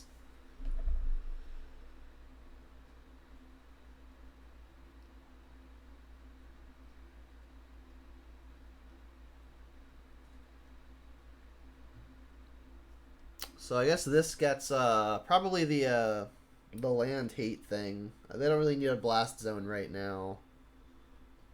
This should probably just get the land hate thing. I can't remember the name right now. Scavenger Grounds, that's the thing. Alright, well, Inquisitions are terrible. Let's go for the redraw if I try to find removal of some kind. That's not it. I guess I could still technically find an answer to one of these tokens and then an answer the turn immediately following. I mean, I'm still not just dead. Like they could pop O-Stone and then hit me down to 1, but then I don't have an answer to 2 worms, I don't think. I'd have to like Bloodbraid into removal. So not dead yet. But feeling dead inside.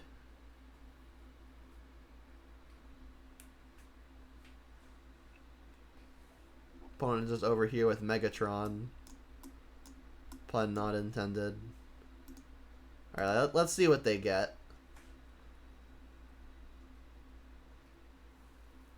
Dreadboard. Dreadboard is a sorcery, which I think makes it enough worse that even just Terminate is better.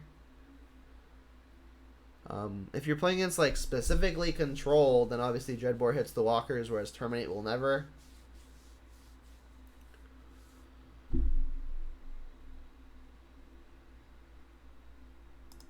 But I mean, they're all like, it all comes down to what do you expect to play against. Sundering Titan. Did not expect to play against that. But can't beat it. So let's scoop. So they're playing Wilt. That doesn't really change the fact that I'm going to be playing these Damping Spheres. You wonder if they're going to unban Deathrite Shaman. I can pretty confidently say no to that. Deathrite was a little bit too good. I mean, the overall power level of stuff has definitely risen, like since Deathrite's banning. But I still think Deathrite is just good enough to say it shouldn't exist. It's just a little bit too strong. It does literally everything and at 1 mana.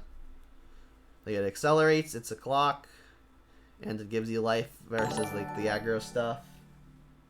Dino Dave 29, thank you for the follow. I appreciate it. Welcome. Am I changing any of this stuff? I still don't think so.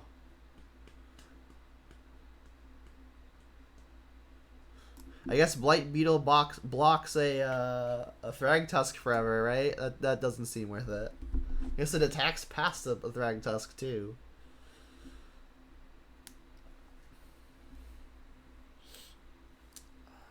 It has more upside than Pulse. I don't understand why people don't swap their Pulse for Dreadbore.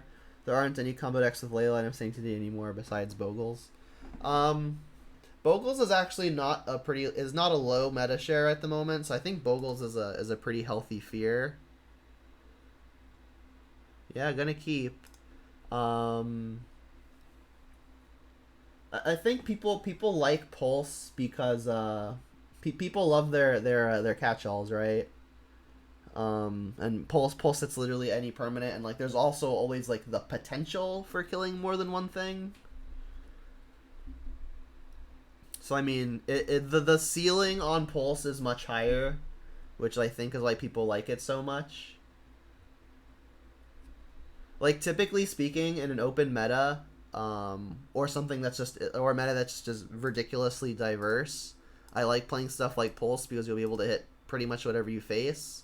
But if I'm tuning a deck towards a very specific meta where like it's a big event that like has like some amount of stakes where like I'm expecting that only the best decks are represented, then I'm more inclined to not play something like Pulse because I can instead play the more efficient answers that will actually hit what I'm worried about, you know? Alright, so their hand is just a bunch of ways to get to Tron. So I guess I'll take the map because in the event that they draw the Tron, the map actually can lead them towards a way to deal with the Damping Spheres, or something like a Blast Zone, for example.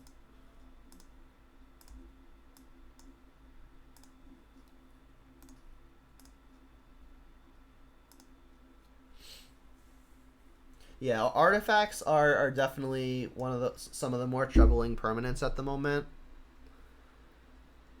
I actually don't think I want to play this Damping Sphere yet. I think the way that it bites me is if I find like a 2 or 3 mana threat that I want to play, then I'm gonna wish to have played the Damping Sphere and then cast my creature afterwards and have the sphere in play already. Or as opposed to if I don't do it in that order, they could have Tron online and I have to wait a turn to play my threat. But I do like the idea of the opponent discarding without the information that I'm going to Damping Sphere them. Because they played this. They've got Mine, Scrying, and then +1. It's kind of close. I think I am just going to play the Sphere here. I think the Kroxa might be better used for when they only have 1 card left and their options of discard are fewer. See Snapcaster getting good use of that Junderdome emote. I'm gonna have to start being wary of how Damping Sphere is gonna affect my own lines of play, but it shouldn't be too bad. Forest super awkward with Kroxa also. Here comes the Scrying. So they've got the other Tron land. Yeah, makes sense. Ooh, Collector Roof. That would have been good last turn. Still probably good enough to play now.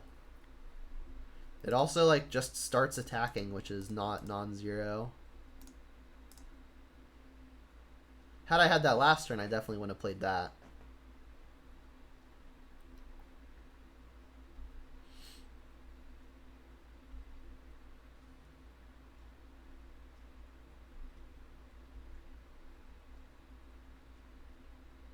Dismember. Brutal.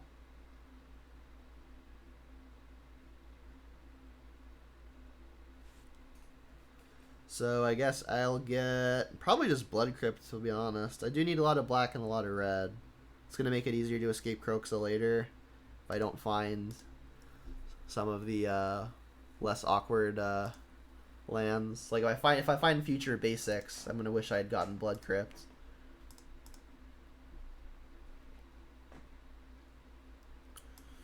I could just cycle this Cling to Dust now. I mean, it's in the deck because it cycles, right? So if it's all the same, I'll just do it now while I'm not getting super taxed.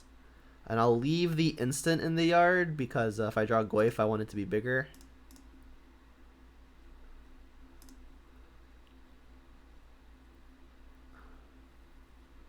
Thoughtseize, I think, would be really good here. No. Alright, well, that means I get to escape Kroxa next turn. Right, because I can play a fetch land now and a fetch land next turn.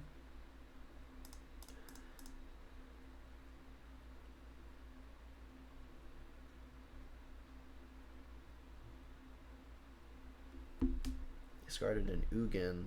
Okay. So I guess now I'll get probably Overgrown Tomb. I found a forest.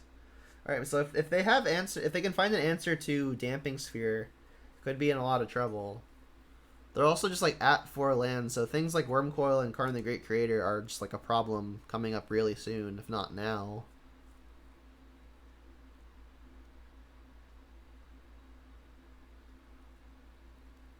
O-Stone would be annoying as well. Sylvan Scrying. Alright, well that can get Blast Zone, which will deal with the Damping Sphere. I think I should bolt end of turn. I think it's a little early to do that. It's pretty possible that I'm going to need this bolt to kill like a Karn the Great Creator. Oh wow, they punted. I guess they don't know that I'm going to be able to escape the Kroxa, but they definitely should have not left the Blast Zone as being the only card in their hand. And again, I still think something like Karn is big enough a consideration where I'm just going to hold the bolt for now. Waif's a good hit. Alright, let's escape a Kroxa.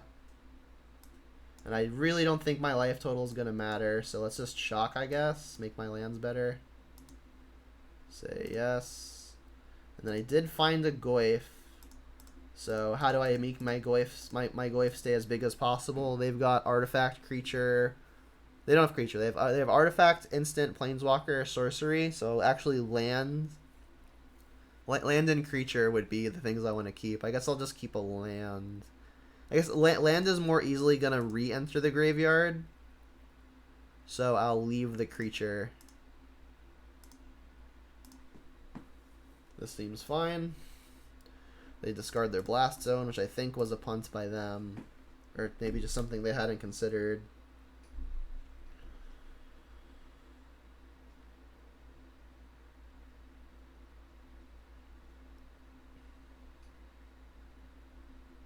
Found O-Stone. Think it's going to be a little too late, though. We're going to get to attack them for effectively 9, putting them to 4, so Bolt is 1 short. I guess Damping Sphere is a fine thing to have for the post-Oblivion Stone world. But them being able to sacrifice it whenever they want is a headache. I guess not necessarily true, because Kroxa attacking means that if they play a land to activate O-Stone, they have to do it before Kroxa attacks, or else they do die to stuff like Burn.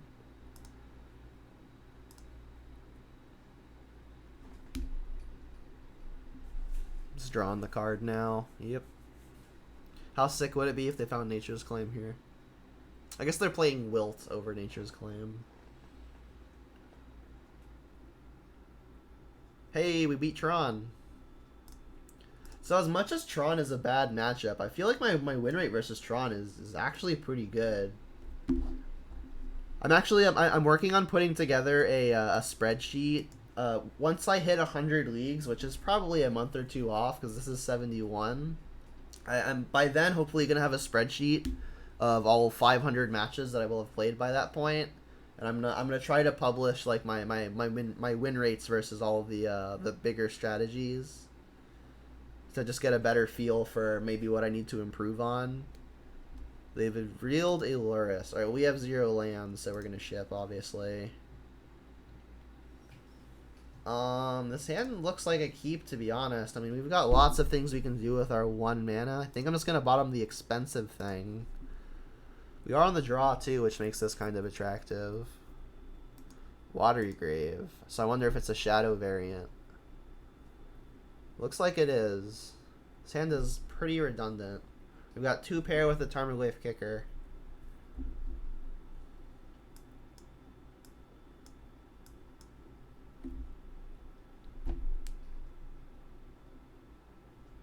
Blackleaf Cliffs, please.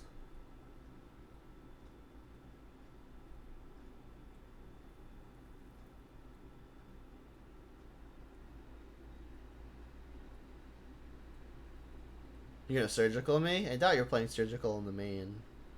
But I mean, they're playing shadow, I think, so I wouldn't put it past them.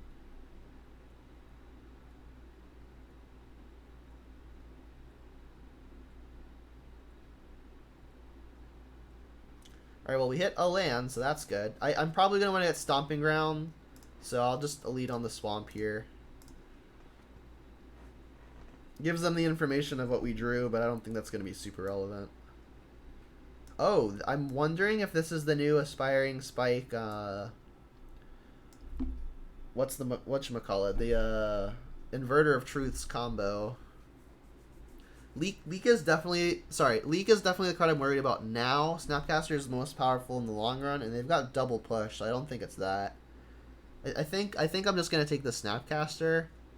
I mean, they're gonna have answers to the Glyph no matter what, so I think I'm just gonna take the card that I'm most scared of long run.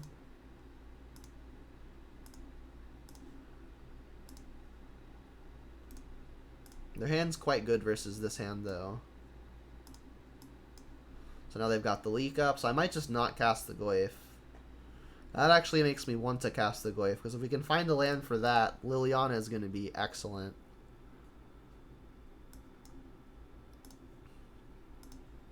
I guess, like, the consideration for not casting the Glyph here would be that if we do get to play Liliana next turn, we can start plussing. Maybe the opponent starts discarding their answers to things like Tarmogoyf. And yeah, they're just gonna let this resolve because they've got the push. Yeah, this leak is gonna be awkward, but I still think I like taking the Snapcaster. Snapcaster is just gonna be really, really difficult no matter what. Alright. Oh, you're very correct, Termagurf, thank you. Yeah, they can't be playing Inverter. Luris does not allow that.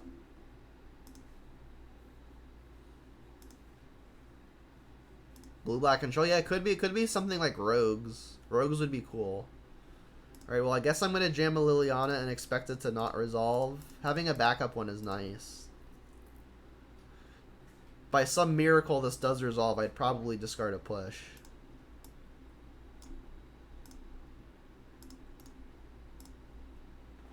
But yeah, did not expect that to stick.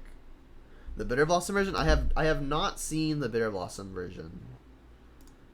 So I don't think I can confirm that, but I mean, that would be cool. Ooh, Renin 6 is really good, assuming it doesn't get countered. So I want to just throw out Liliana as potential bait. I still think Liliana is going to be better. So I think I'm actually okay offering the Ren as the counter bait. Because like, if it resolves, I'm just happy. But if it doesn't resolve, then I've protected Liliana. Just another leak. Okay. I guess the other subtle upside of this line is that if it does get countered, I can also hold up push, which is cool. Yeah, that's a good point. They're also probably not playing Fallen Shinobi because of the Luris. My guess would be Rogues. In which case, Fatal Push is going to be pretty good. So we know about just a push in their hand and then 3 others. I think I'm making the exact same play. Holding up a push, protecting the Liliana. And then Rogues having flash makes Liliana worse. Resolved. Okay, so I'm just happy now. Like this is A-okay. I'm okay with this result. So go.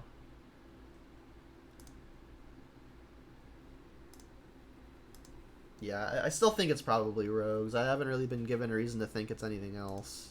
That's the only start where this would make sense in my head.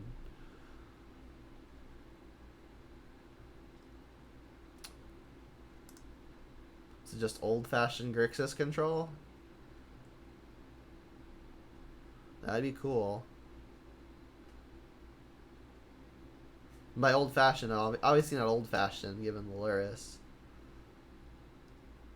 Kolagon's command, shoot Ren and 6, buy back a Snapcaster.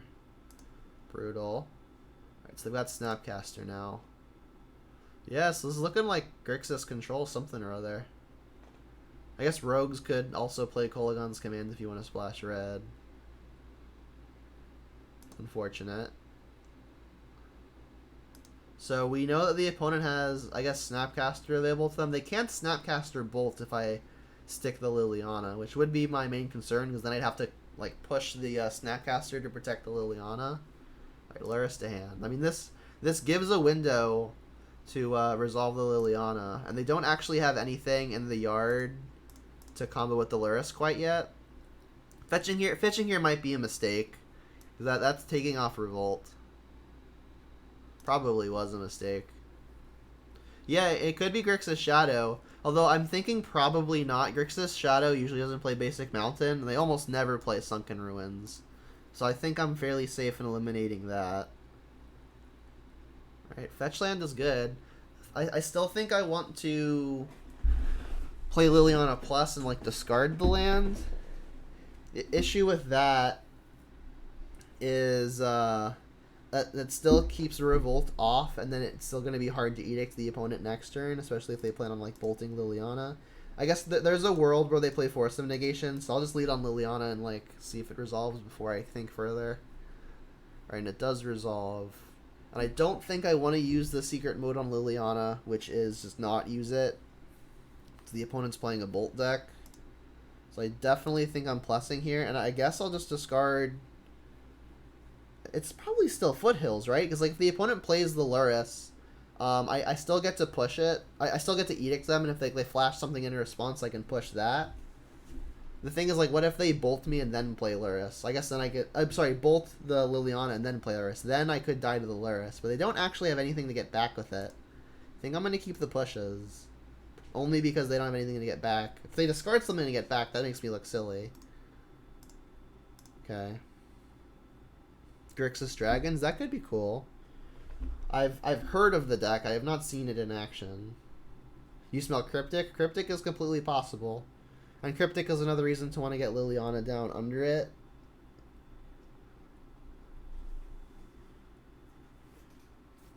I expect they're playing like Kroxa and stuff.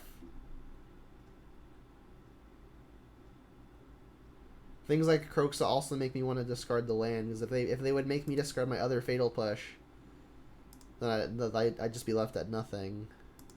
They're not playing their Luris either. Ooh, that's a good draw. In fact, I probably just lead there. Yeah, let's just lead there. I mean, I guess I could plus first so the opponent discards that information, which is the other consideration. Like, they're almost never discarding Luris, right?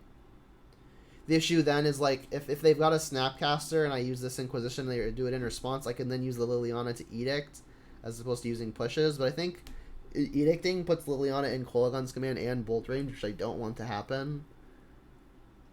So I think I am just going to plus first and then discard a push, and then I'll Inquisition next afterwards, assuming that the opponent is going to have something for me to select.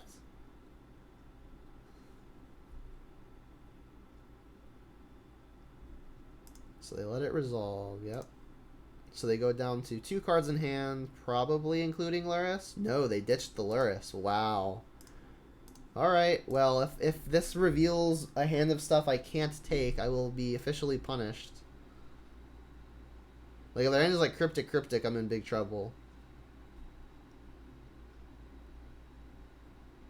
Yeah, I mean, I did it in this order, assuming that the opponent would not be discarding the Luris. I mean, I guess this is not a very difficult decision. If I were the opponent, I actually would have... if I were them, I probably would have just flashed in both Snapcasters and bolted the Liliana. Like, their plan here might be flash in Snapcaster and try to bolt Liliana anyway. I mean, they're probably just going to Kolaghan's Command, right? That just seems worse for me. They can buy back Luris, shock Liliana that way, get me off of Edict. So I'm really hoping that their second mode is me discard a card for whatever reason. But I doubt it will be. Yeah, the third copy of Snapcaster is problematic. I guess that's the second one.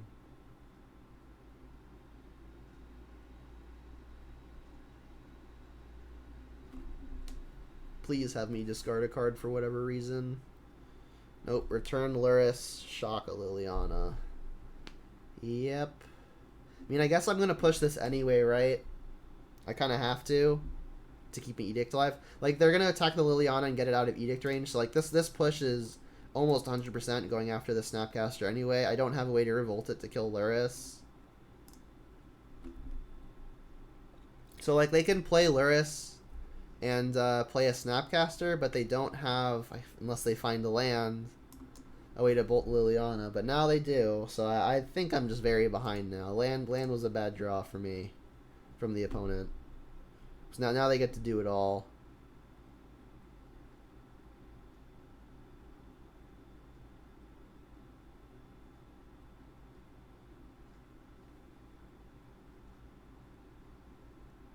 Yeah, I mean, it might just be Grixis control with Luris.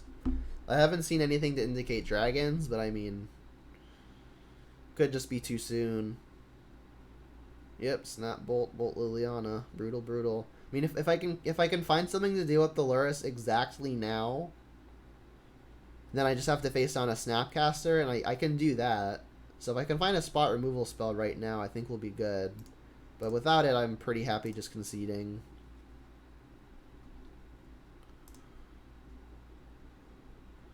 Alright, assuming Gargaroth sticks, this seems like a Gargaroth matchup. Let's bring in Spell Bomb. That's probably it.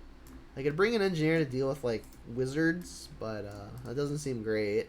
I don't think I'm bringing in another push. I think I like the bolts more.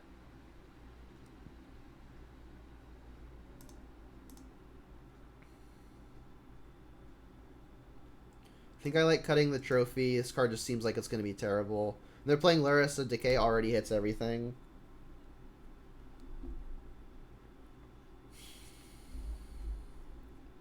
Liliana is kind of weak versus Snapcasters. I think I'm just going to cut 2 of those. And then probably also just the Thoughtseizes. I think Thoughtseize is probably worse than Liliana, but Liliana's probably just fine. Let's try this.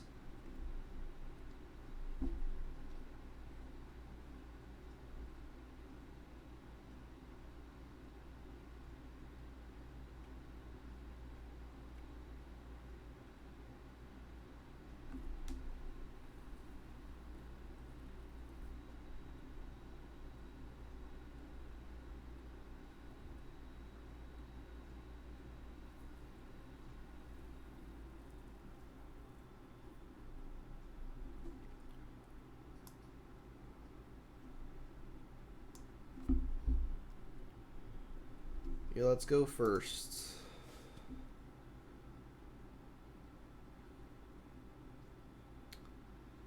Yeah, we'll keep. I do plan on using all of my mana at some point, so I'll just get the Forgotten Cave down now, as opposed to saving it for comboing with the Run in 6.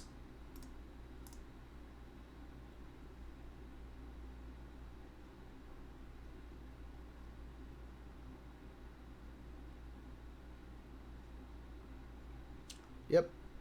You want to take my Gargaroth? My guess would be either Goyf or Bloodbraid, but if they're worried about the game going towards Bloodbraid, then they're also probably worried about Gargaroth, and Gargaroth might just be better. I guess Gargoth is definitely weaker versus Mana Leak.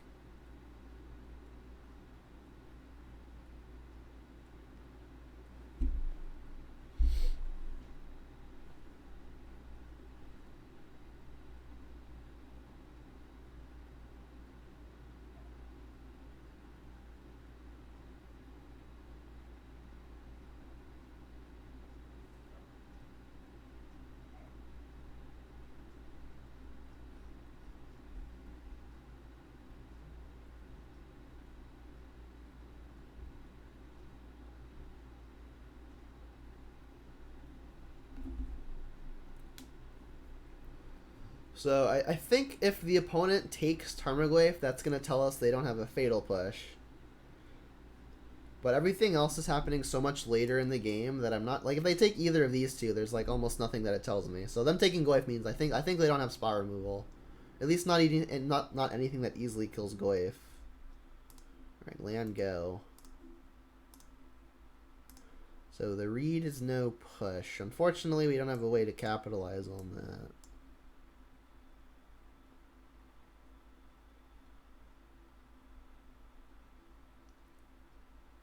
Spellbomb's annoying, but not with the things that we've got going right now. I think I can pretty happily get an Overgrown Tomb. Just first green, first black. We do have basic Swamp in hand, but if I find the Liliana here, I'm going to want to be able to cast it, which means I'm definitely getting a black source here. I want to get to double green, so I think Overgrown Tomb is the mostly clear choice.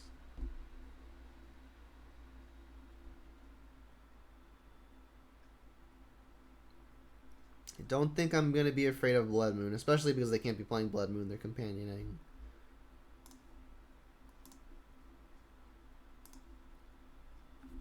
Liliana. That one's good too. Let's fire it off. Happily take any Snapcaster they could have. Well, unfortunately they've got multiple. Still probably take one.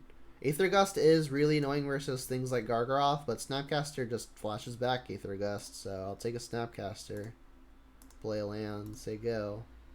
The next turn we get to Bloodbraid. Yeah, Elder Gargaroth is the I guess the spice of choice. At least for this league. I'm already missing my my cheaper cards, but I mean, for science. So I'm gonna want to get second red for sure. We've got two black between the mire, the tomb and the basic swamp. So between Stomping Ground and Blood Crypt, I think I want to get Stomping Ground. Do need more green. I do need more red, so yeah, Stomping Ground. Yeah, I mean, it's not really ramp, right? It just helps you make sure that you can get there. And it hasn't actually come up yet that it's mattered. Where, like, it hasn't mattered yet that Ren and 6 has found the lands needed. And they took Bloodbraid. Yep, Gust pretty handily deals with the Gargaroth, so that makes a lot of sense. I really don't want to bolt this, but I think I might need the bolt to kill the Lurrus.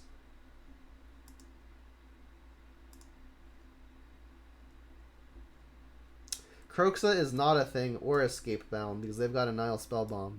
If I can somehow trick them into using it, then maybe. But Spellbomb messes that plan up pretty handily. I think I'm just going to hold this bolt. Clothis is interesting. I mean, they can gust that.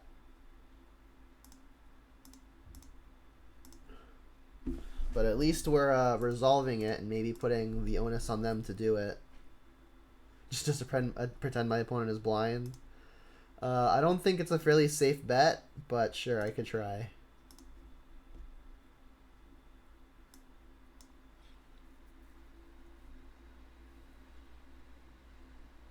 Creeping Tar Pit, that's a cool one. Do I bolt the Snapcaster now?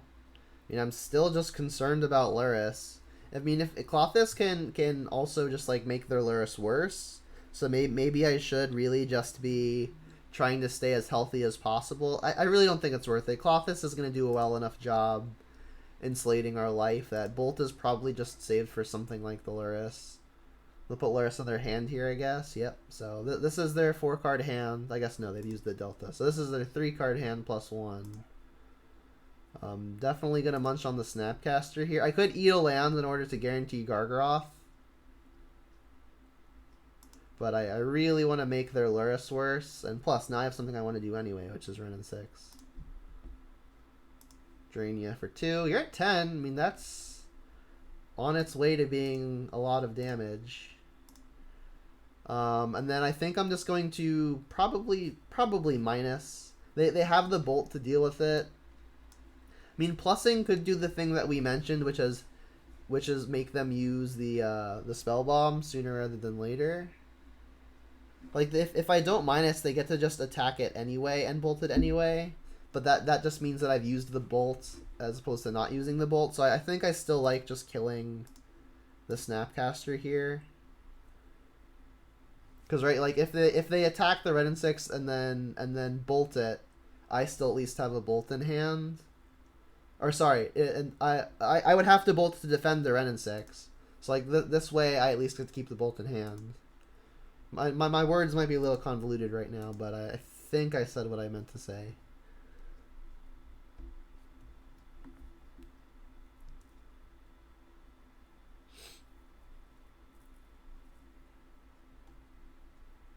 Gothis was a pretty sick one. That's fine. That's gonna combo pretty well with the Luris if they go for it this turn. And I might just untap as a way of playing around something like a mana leak. But then I'm more susceptible to something like a Force of Negation. But I honestly don't think the opponent is playing Force of Negation. And at this point, if they do have the Force, they have to pitch the Gust, which means Gargaroth is better. So I think I'm going to play around the... not the Force, the other thing.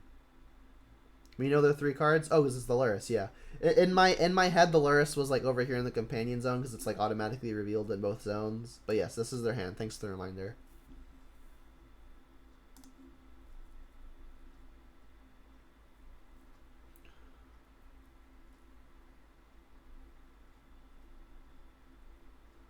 Looks like we might be coming up on this one.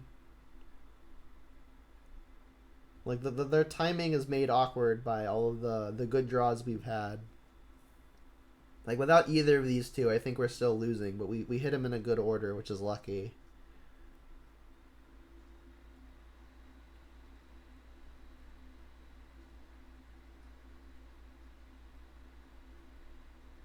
Yep, just going to draw a card, see if you can find something. That makes some sense.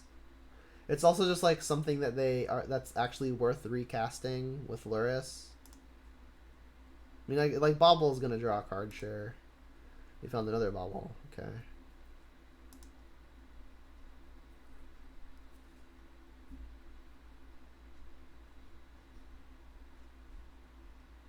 Yeah, if they lure us now, we can just put the bolt back on top after they gust it.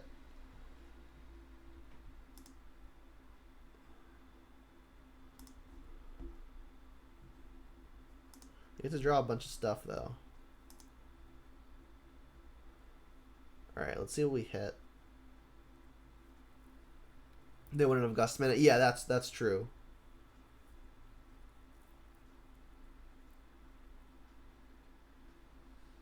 Are they maybe thinking about this Clothis thing? Because like if they target Clothis and we put it on top, we can only just replay the Clothis, right? Because we'll be guaranteed not hitting a land for the Gargaroth. But I think I'm pretty happy just putting the Clothis back on top. Kolaghan's command that, buyback Snapcaster. Yes, I think they wanted to wait on that, like, until I target the Snapcaster, because I was almost definitely going to target the Snapcaster. Like, targeting Bobble when they've got 2 is bad. Like, they could have effectively countered 1 trigger of Clothis. I mean, now I guess I'll take the Spell Bomb. And I can play Liliana, hold up Bolt. So this is going well. They've got a Bolt of their own. So, I mean, do I just not plus this thing? Is it possible? I mean, I know that they've got a lightning bolt. So, like, if I don't plus it, they get to just shoot the Liliana down. They get to attack it down anyway. Yeah, I guess I'm gonna let them bolt the Liliana, which seems weird. Maybe I should just plus and discard Gargaroth, because, like, we know the Aether Gust is holding it hostage. So, yeah, I actually like plussing here.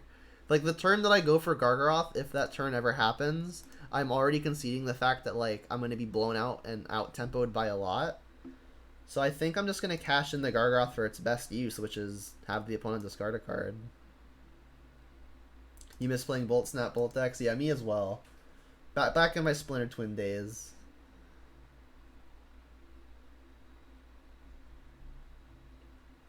Alright, so I'm fairly confident they know of this Bolt somehow, right? Maybe not. I guess, yeah, they know of this Bolt. They're just not doing anything, huh? I mean, if they're just gonna sit back and let this Clothis continue doing its thing, I'm pretty happy about that. They can gust it at some point, like maybe at my draw step they're interested in doing it. Just because I won't get immediate access back to it. If they let me get to my main, it'll trigger. Ooh, we hit a Croxa. Alright, so that is the play, it looks like. Alright, I mean, I'm gonna probably just top it. They've got to answer it again.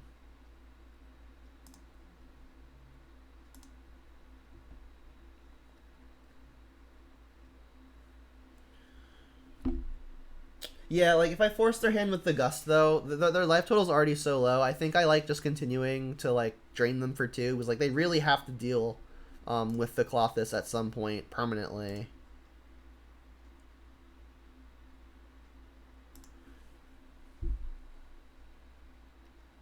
You've been messing around with Grixis Delver as a variant of Shadow that only plays Scourge and not Shadow, so your life total can stay higher. That's cool. I think I've seen similar ideas, but I think all the versions that I've seen also played Shadow, so that's pretty cool. I could just plus the Liliana here and discard the Croxa, but I think I want the opponent to actually discard the card. They discarded a Bolt. Oh god, did they find the Snapcaster? That would be brutal. I still think I'm just going to hold the Bolt so I can kill the Lurrus at instant speed. Alright, if plussing the Liliana means that I'm in Edict range even if they bolt the Liliana. But yeah, it's much weaker to Snapcaster. Yeah, they have the Snap 100%. It feels like they have to, right? I mean, it's unfortunate. Like, I'd be so dead here had I bolted. Or sorry, had I plus, because I would discard the Bolt. They would do this play anyway. They would then attack the Liliana down and just like play their Lurrus. At least this way, I still have a hope at killing Lurrus. You know, I've also got Clothis on top still, so they need an answer to that as well. Yeah, they did K commanded back to hand. This is also accurate. Alright, and I'm not saving Liliana because I really need this Bolt, which they still know about. I wonder if they just cash in the Lurrus for the card. Oh, brutal. Alright, well, I guess I'll kill the thing. I almost don't want to kill the thing, right? Do I just hit them with it? Like, if I kill the Snapcaster, they just get the Snapcaster back with the Lurrus. I think I'm going at them. You like Boltface as well? Yeah.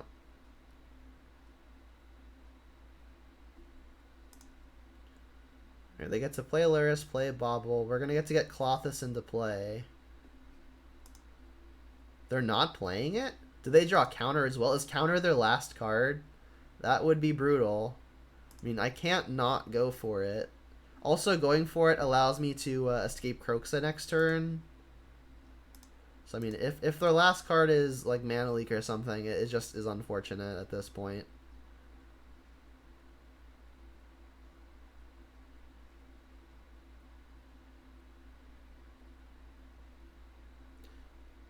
Jeez, that's worst case. The first time we see Cryptic Command is in the top deck war. Big yikes. So if they hit a land here, they can just hold up Snap Cryptic. I mean, that's a tapped land, so their hand is Snapcaster Lurrus now. They get to just Snapcaster Gust, though. Which is pretty bad for me. So I guess best draw now is Bloodbraid.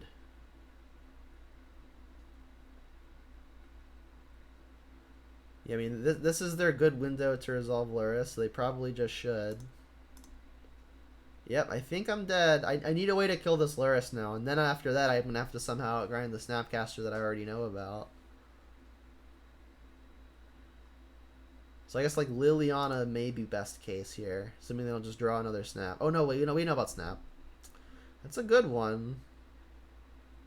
We just do that instead?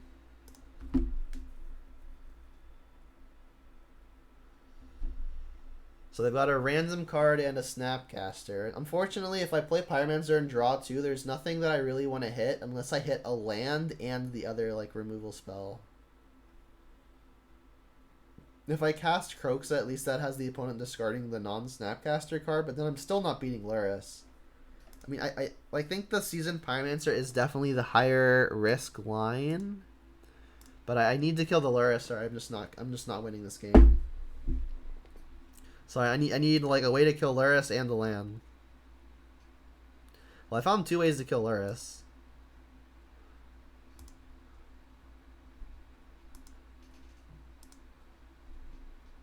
That at least gives me hope. Tarn. So they've got a Mystery and a Snapcaster. Brutal. So now Croxa is not even something I can be interested in.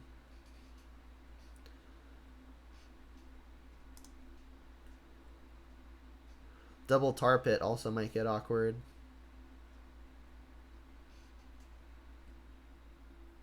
I mean, they might want to kill the Pyromancer so that way they can start attacking with Lurrus and get some lifelinking damage in, but that would give me an opportunity to kill Lurrus after I've got Revolt.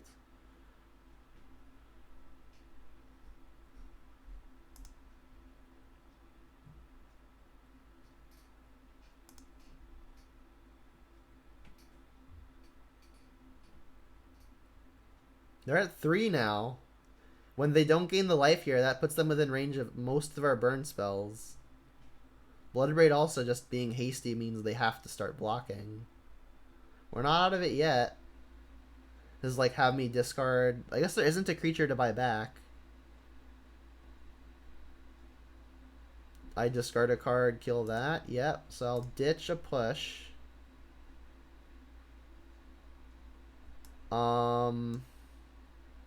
I guess if I let them draw the card first, this push actually gets to go to the graveyard, which seems like what I want it to do. They did this in a pretty smart order. They're going to get to exile actual everything.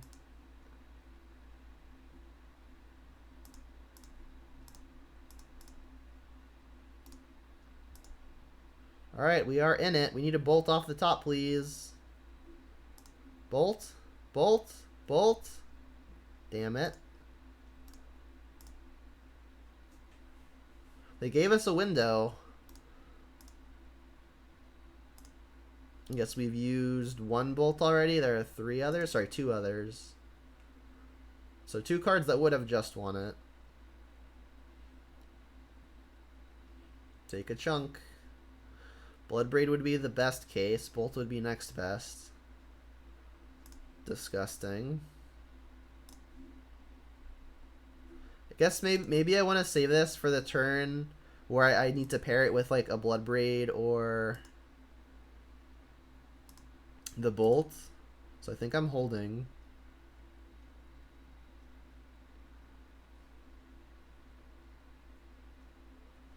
That's the drawback.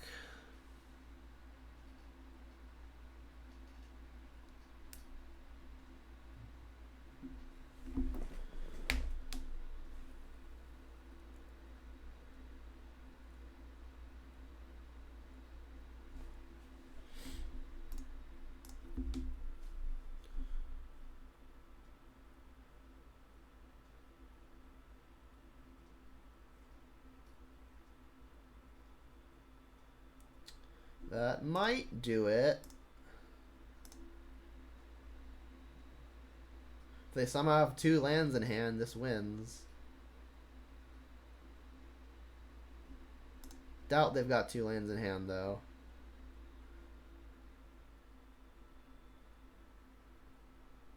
Dreadbore, okay. So I've got 1 more turn to do it. They're going to attack for 5 and then for 5 again.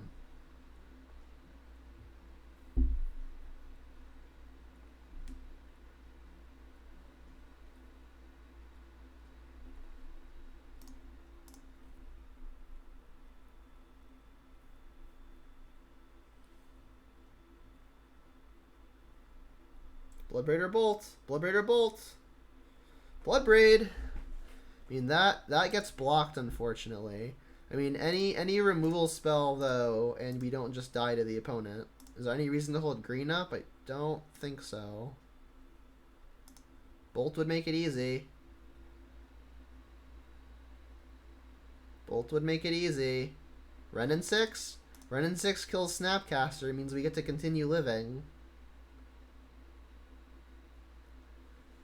I mean, we die to, like, most counterspells, though. Alright, let's ping Snapcaster. I guess they don't have a Bolt, because if they had the Bolt, they likely would have just cast it before Renin 6 got to activate with Bloodbraid still on the stack.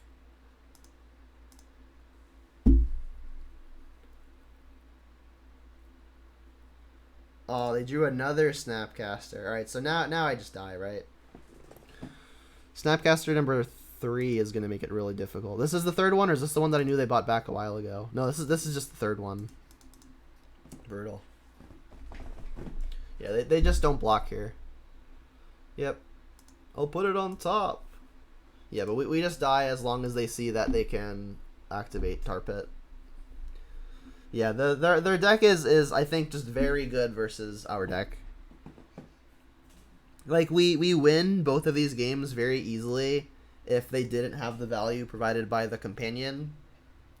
So I mean, in the world without the companion, we win this. We won both of those games very handily. But the issue is they had the companion.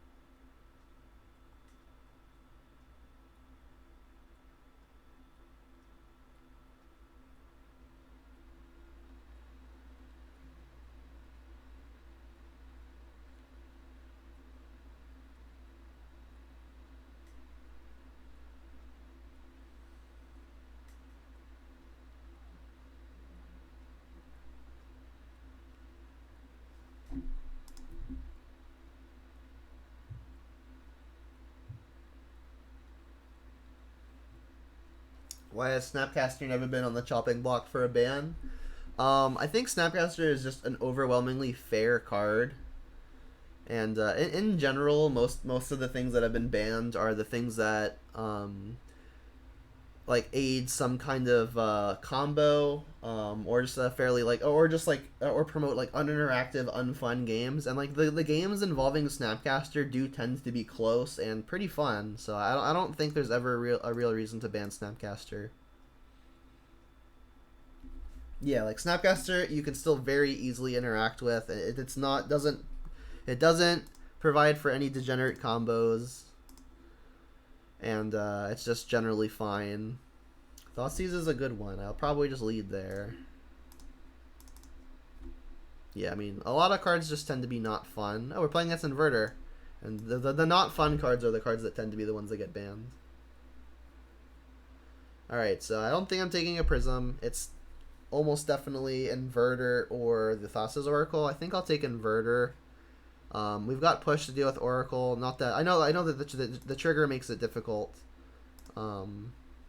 Just like they just need the trigger to enter, and then as long as they have no cards in library while they have 0 devotion, they'll still get the victory.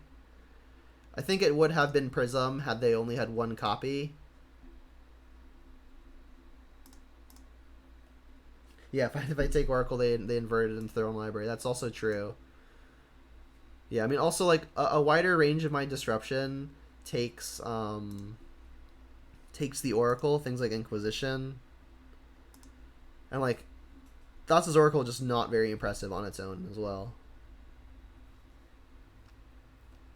Is there any chance I'm able to escape Kroxa next turn? If I fetch now, and then next turn draw a fetch, discard Kroxa. So, like, I'm going to discard something this turn and fetch. And then next turn, if I draw a fetch, I can discard Kroxa and escape Kroxa. So I think I'm going to play the fetch then. And then I really don't think my life total is going to matter a whole lot. So let's just, I guess we'll get Blood Crypt pretty freely.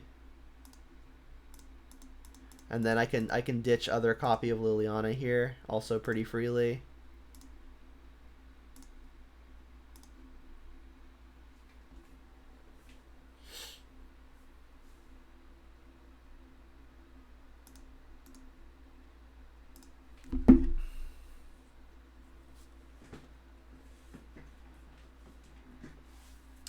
Yeah, I mean, letting the opponent recur spells is annoying, but it's not annoying in the way Mystic Sanctuary is, because, like, when you have Mystic Sanctuary in your deck, any fetch land getting that effectively equates to another Mystic Sanctuary, whereas, like, Snapcaster is its own card, and it's not tutorable in the same way. Another Liliana. I still think I want to be attacking my opponent's hand here. They've got Prism and Island in their hand.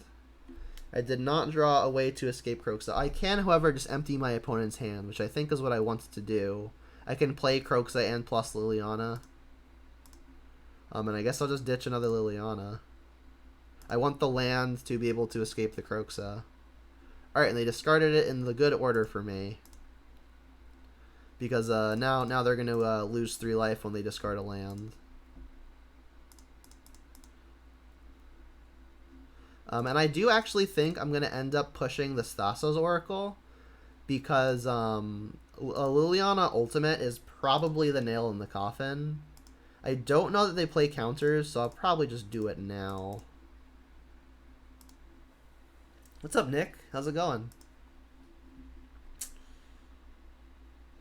I don't know if you heard since the last time you were here, but I finally got an emote together, so you as a subscriber get to use it, Nick. Alright, so we're playing against the Inverter combo. Spellbomb actively helps them, right? That's kind of funny. I guess Oof is actually pretty good. We saw a bunch of the the mana rocks, and Oof can turn those off.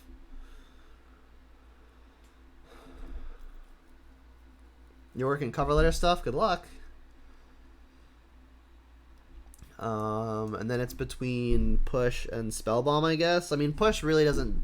It's just the combo pieces, right? And I've already got 3 pushes in the deck. I don't think I'm ever going up to a 4th. Is there ever a reason to play a Nile Spellbomb?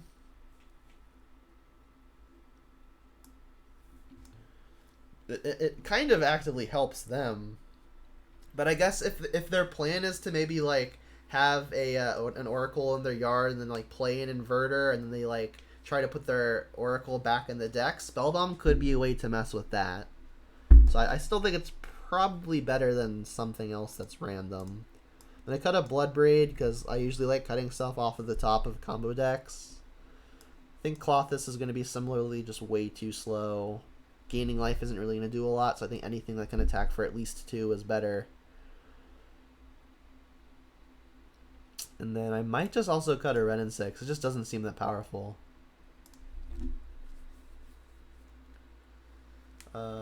Depends what list they're on. Some like old Adnos shells with Pact. Some are Ublet control with Leak and Event. Yeah, this looks like the Esper version.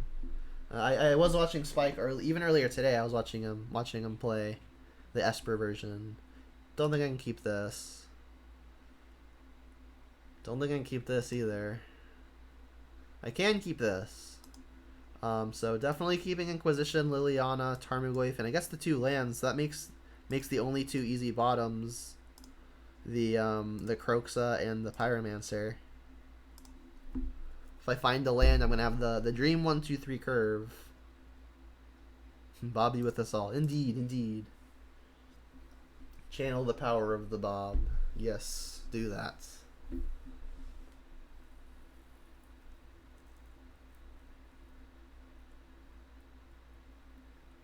They split the difference top bottom. Alright, we found the land. That's good. Let's lead Blood Crypt.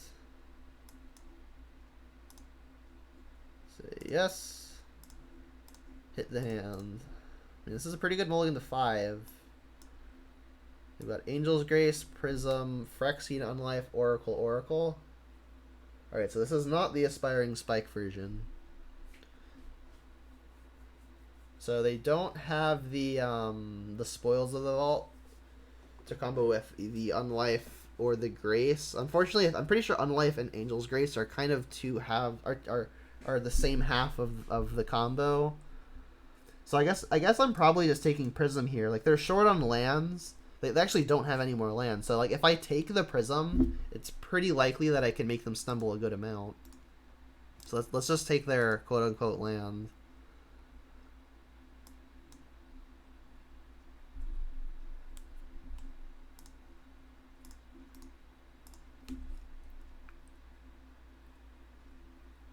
Shelldock.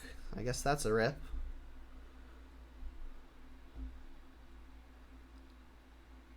Do I want to just get the Goyf down? I think I do.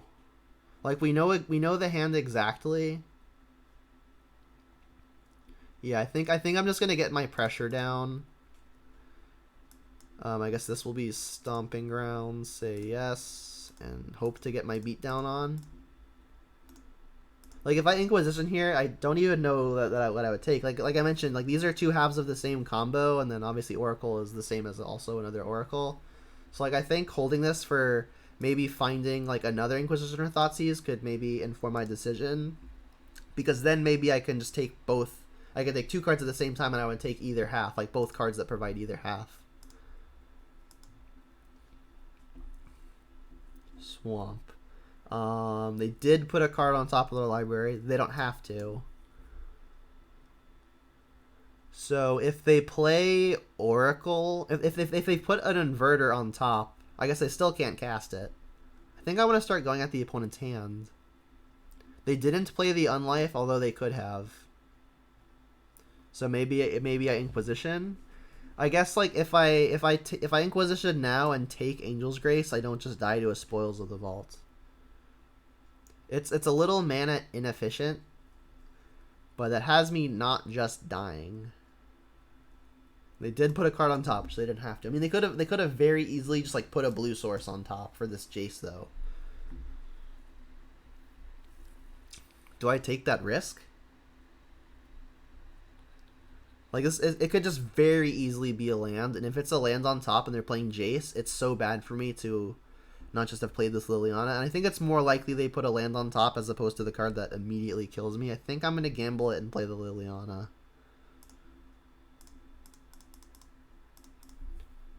And I guess a micro misplay here is that I probably should have fetched with the Mire and just ditched the Swamp, because fetching lets me have more cards in the yard for potential Croxes. So they ditched Angel's Grace. Okay, so we're a 4-5. Let's jam. Not really concerned with this Liliana getting attacked. Also, the opponent discarding cards is actually kind of relevant, right? Because if they have cards in the yard, it's much harder for the Oracle to reach the Devotion for them to just win on the spot. And they're targeting themselves. That's curious. Serum Vision, Spreading Seeds. Okay. Goyf is a 5-6 now. So we can, if we want, minus the Liliana and then kill the Jace. I guess now we get to do it all. We kind of drew the best of both worlds. So now we get to kill the Jace by bolting the Oracle out of the way, and we get to Inquisition. So they found the spoils. Really don't think I care about the Oracle while they have so many cards in hand, and I plan on killing this Jace. So it's between the spoils and the Unlife. I think I am taking the Unlife.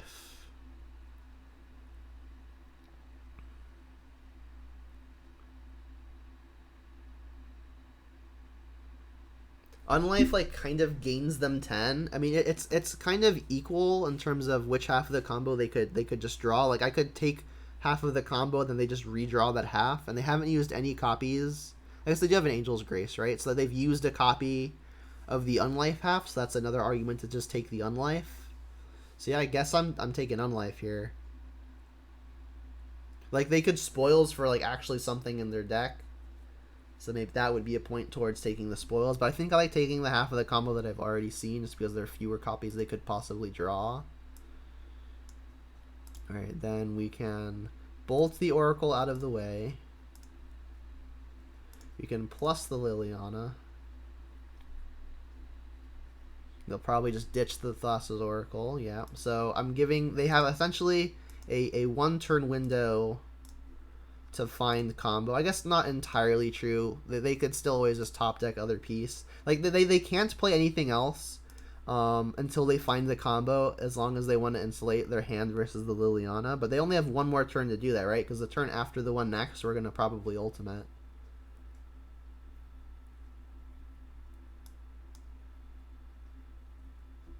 Alright, and they played the land.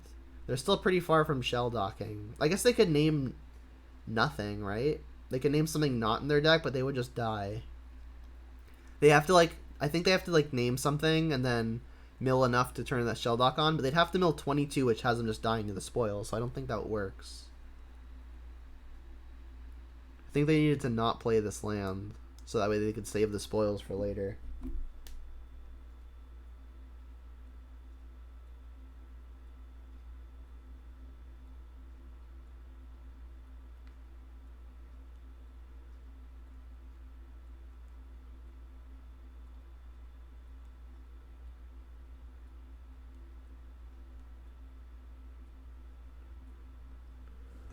Yep, what do you want to name?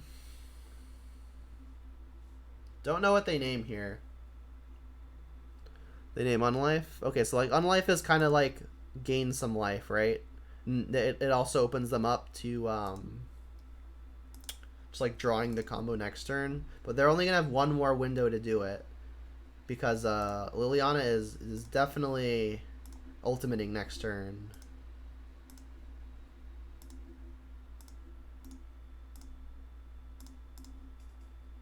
Alright, so can you hit it exactly now? It's got to be spoils, right? That does not do it. And they've conceded. Alright, so we did the Jund equivalent of a trophy, which is a 3-2. You want me to test a league of one of Nighthawk Ambusher in the main board? I don't know what that card is. I'd have to look it up. The pumped up version of Vampire... Oh, I know what you're talking about. It's like a Tarmogoyf, but like only for like your own graveyard, right? And it's like got lifelink and death touch.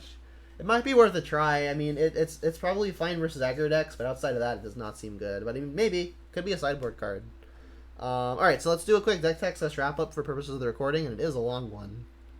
So this is the second go with an Aspiring Spike inspired list. Again, there were a few changes that I made, mostly because of the ticket limit that I have on Mana Traders. All in all, I do not like this list for a few reasons. Elder Gargaroth is pretty expensive. I mean, the games where you get to stick it and have it be good, like, it's obviously fantastic. But the same can be said about a number of sideboard cards. I guess also, while I'm on the topic of the sideboard, I don't like how narrow a lot of these cards are. A lot of these cards are very good in a few matchups and completely useless in others. My game philosophy is typically to have cards be useful in a wider range of matchups. Things like Blight Beetle, things like Plague Engineer, things like Damping Sphere, like they're going to be really, really good in like 1 to 3 matchups, but like outside of those 3, they never really have much use. So like cards that I'm typically more a fan of, I'm sure you would know if you've watched a lot of my leagues, is I like things like Spellbomb, I like things like Collective Brutality, I like things like Huntmaster, as opposed to things like Gargaroth, because it's cheaper and has some utility. It's great in mid-range, it's fine versus aggro, stuff like that. So this isn't my sideboarding philosophy that I would generally go with. It could be fine for some situations, like if you're going for a very specific tournament where you expect a very specific meta, where people are trying to play the best decks. so maybe you're expecting the field to be much more narrow, and then like those sideboard cards are good against that narrow field, then sure. But I mean, in the context of leagues, and the meta representation that we see at the beginning of every video, I think I like having the less narrow, more diverse sideboard cards. And then as far as the main deck is concerned, I am very much not a fan of Ren and Six. I get a lot of hate for that, but I think I'm right. I really don't think Ren and Six is a card that Jund is interested in right now. It just doesn't kill anything, and like the plus really doesn't mean anything in terms of finding actual raw card advantage to fight your mid range and control matchups. Like you can combo it with a land, sure, but you're putting extra slots in the deck towards making it work, and like putting cards that synergize in the deck is fine, but I'd rather play a card like Dark Confidant that accumulates the advantage all on its own while not having to put additional mana into it. So I really am not a fan of the Ren and Sixes right now, and I think I'm just going to hold that position for at least a little while longer while the meta is as it is. And then I'm also still not a fan of Seasoned Pyromancer. It just like has not been good. Every time I've drawn it, it's just been like medium. And like the one time I top decked it in like a mid-range battle, like I just had something better to do, which was escape Kroxa. So like I still just really dislike this card.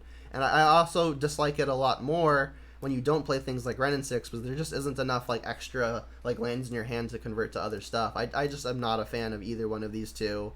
And if you're not going to play one, I just think the other one gets a lot worse. So I just like cutting all of them. I guess the card that is in this list that maybe impressed me the most would be this copy of Klothys. I think this is obviously going to be great versus mid-range and control. It's probably fine versus, as far as aggro goes, exactly and only burn. Against stuff like Prowess that does so much burst damage in single and like over like 1 or 3 turns. Like this seems way too slow, but I mean it was just fine here. So like maybe it's worth testing outside of the Ren and Six and Pyromancer Shell. But I still just really am not convinced. But I think these past 2 leagues have given me at least some hope with Klothys. Whereas I remain ever more so convinced that Pyromancer and Ren and Six are just not good. Which pains me to say, because I know a lot of people are super high on these two. But I mean, I'm 71 leagues deep, and I think 71 leagues has given me enough of a picture to at least with some amount of reliability say that these cards are just not going to give you the best potential to have a good record. So I mean, I'm probably going to be cutting these going into the next league. I think I've done 2 leagues with this list. I'm happy enough to say that I just don't like it. Obviously, Spike played it to I think it was an 8-2 in back-to-back leagues a while ago. That's not to say that this list was directly directly created at 8-2. I did watch most of the matches, and I don't think most of the matches he won were as a direct result of these two. It was mainly like off of the power of Kroxa and like all the discard spells. I mean, it like obviously you can play any list and have a good day. You can play any list and have a bad day. I'm just not convinced that this deck is going to lead to more good days than bad days. In fact, I think it'll do the opposite. So that's my thought on the deck as a whole.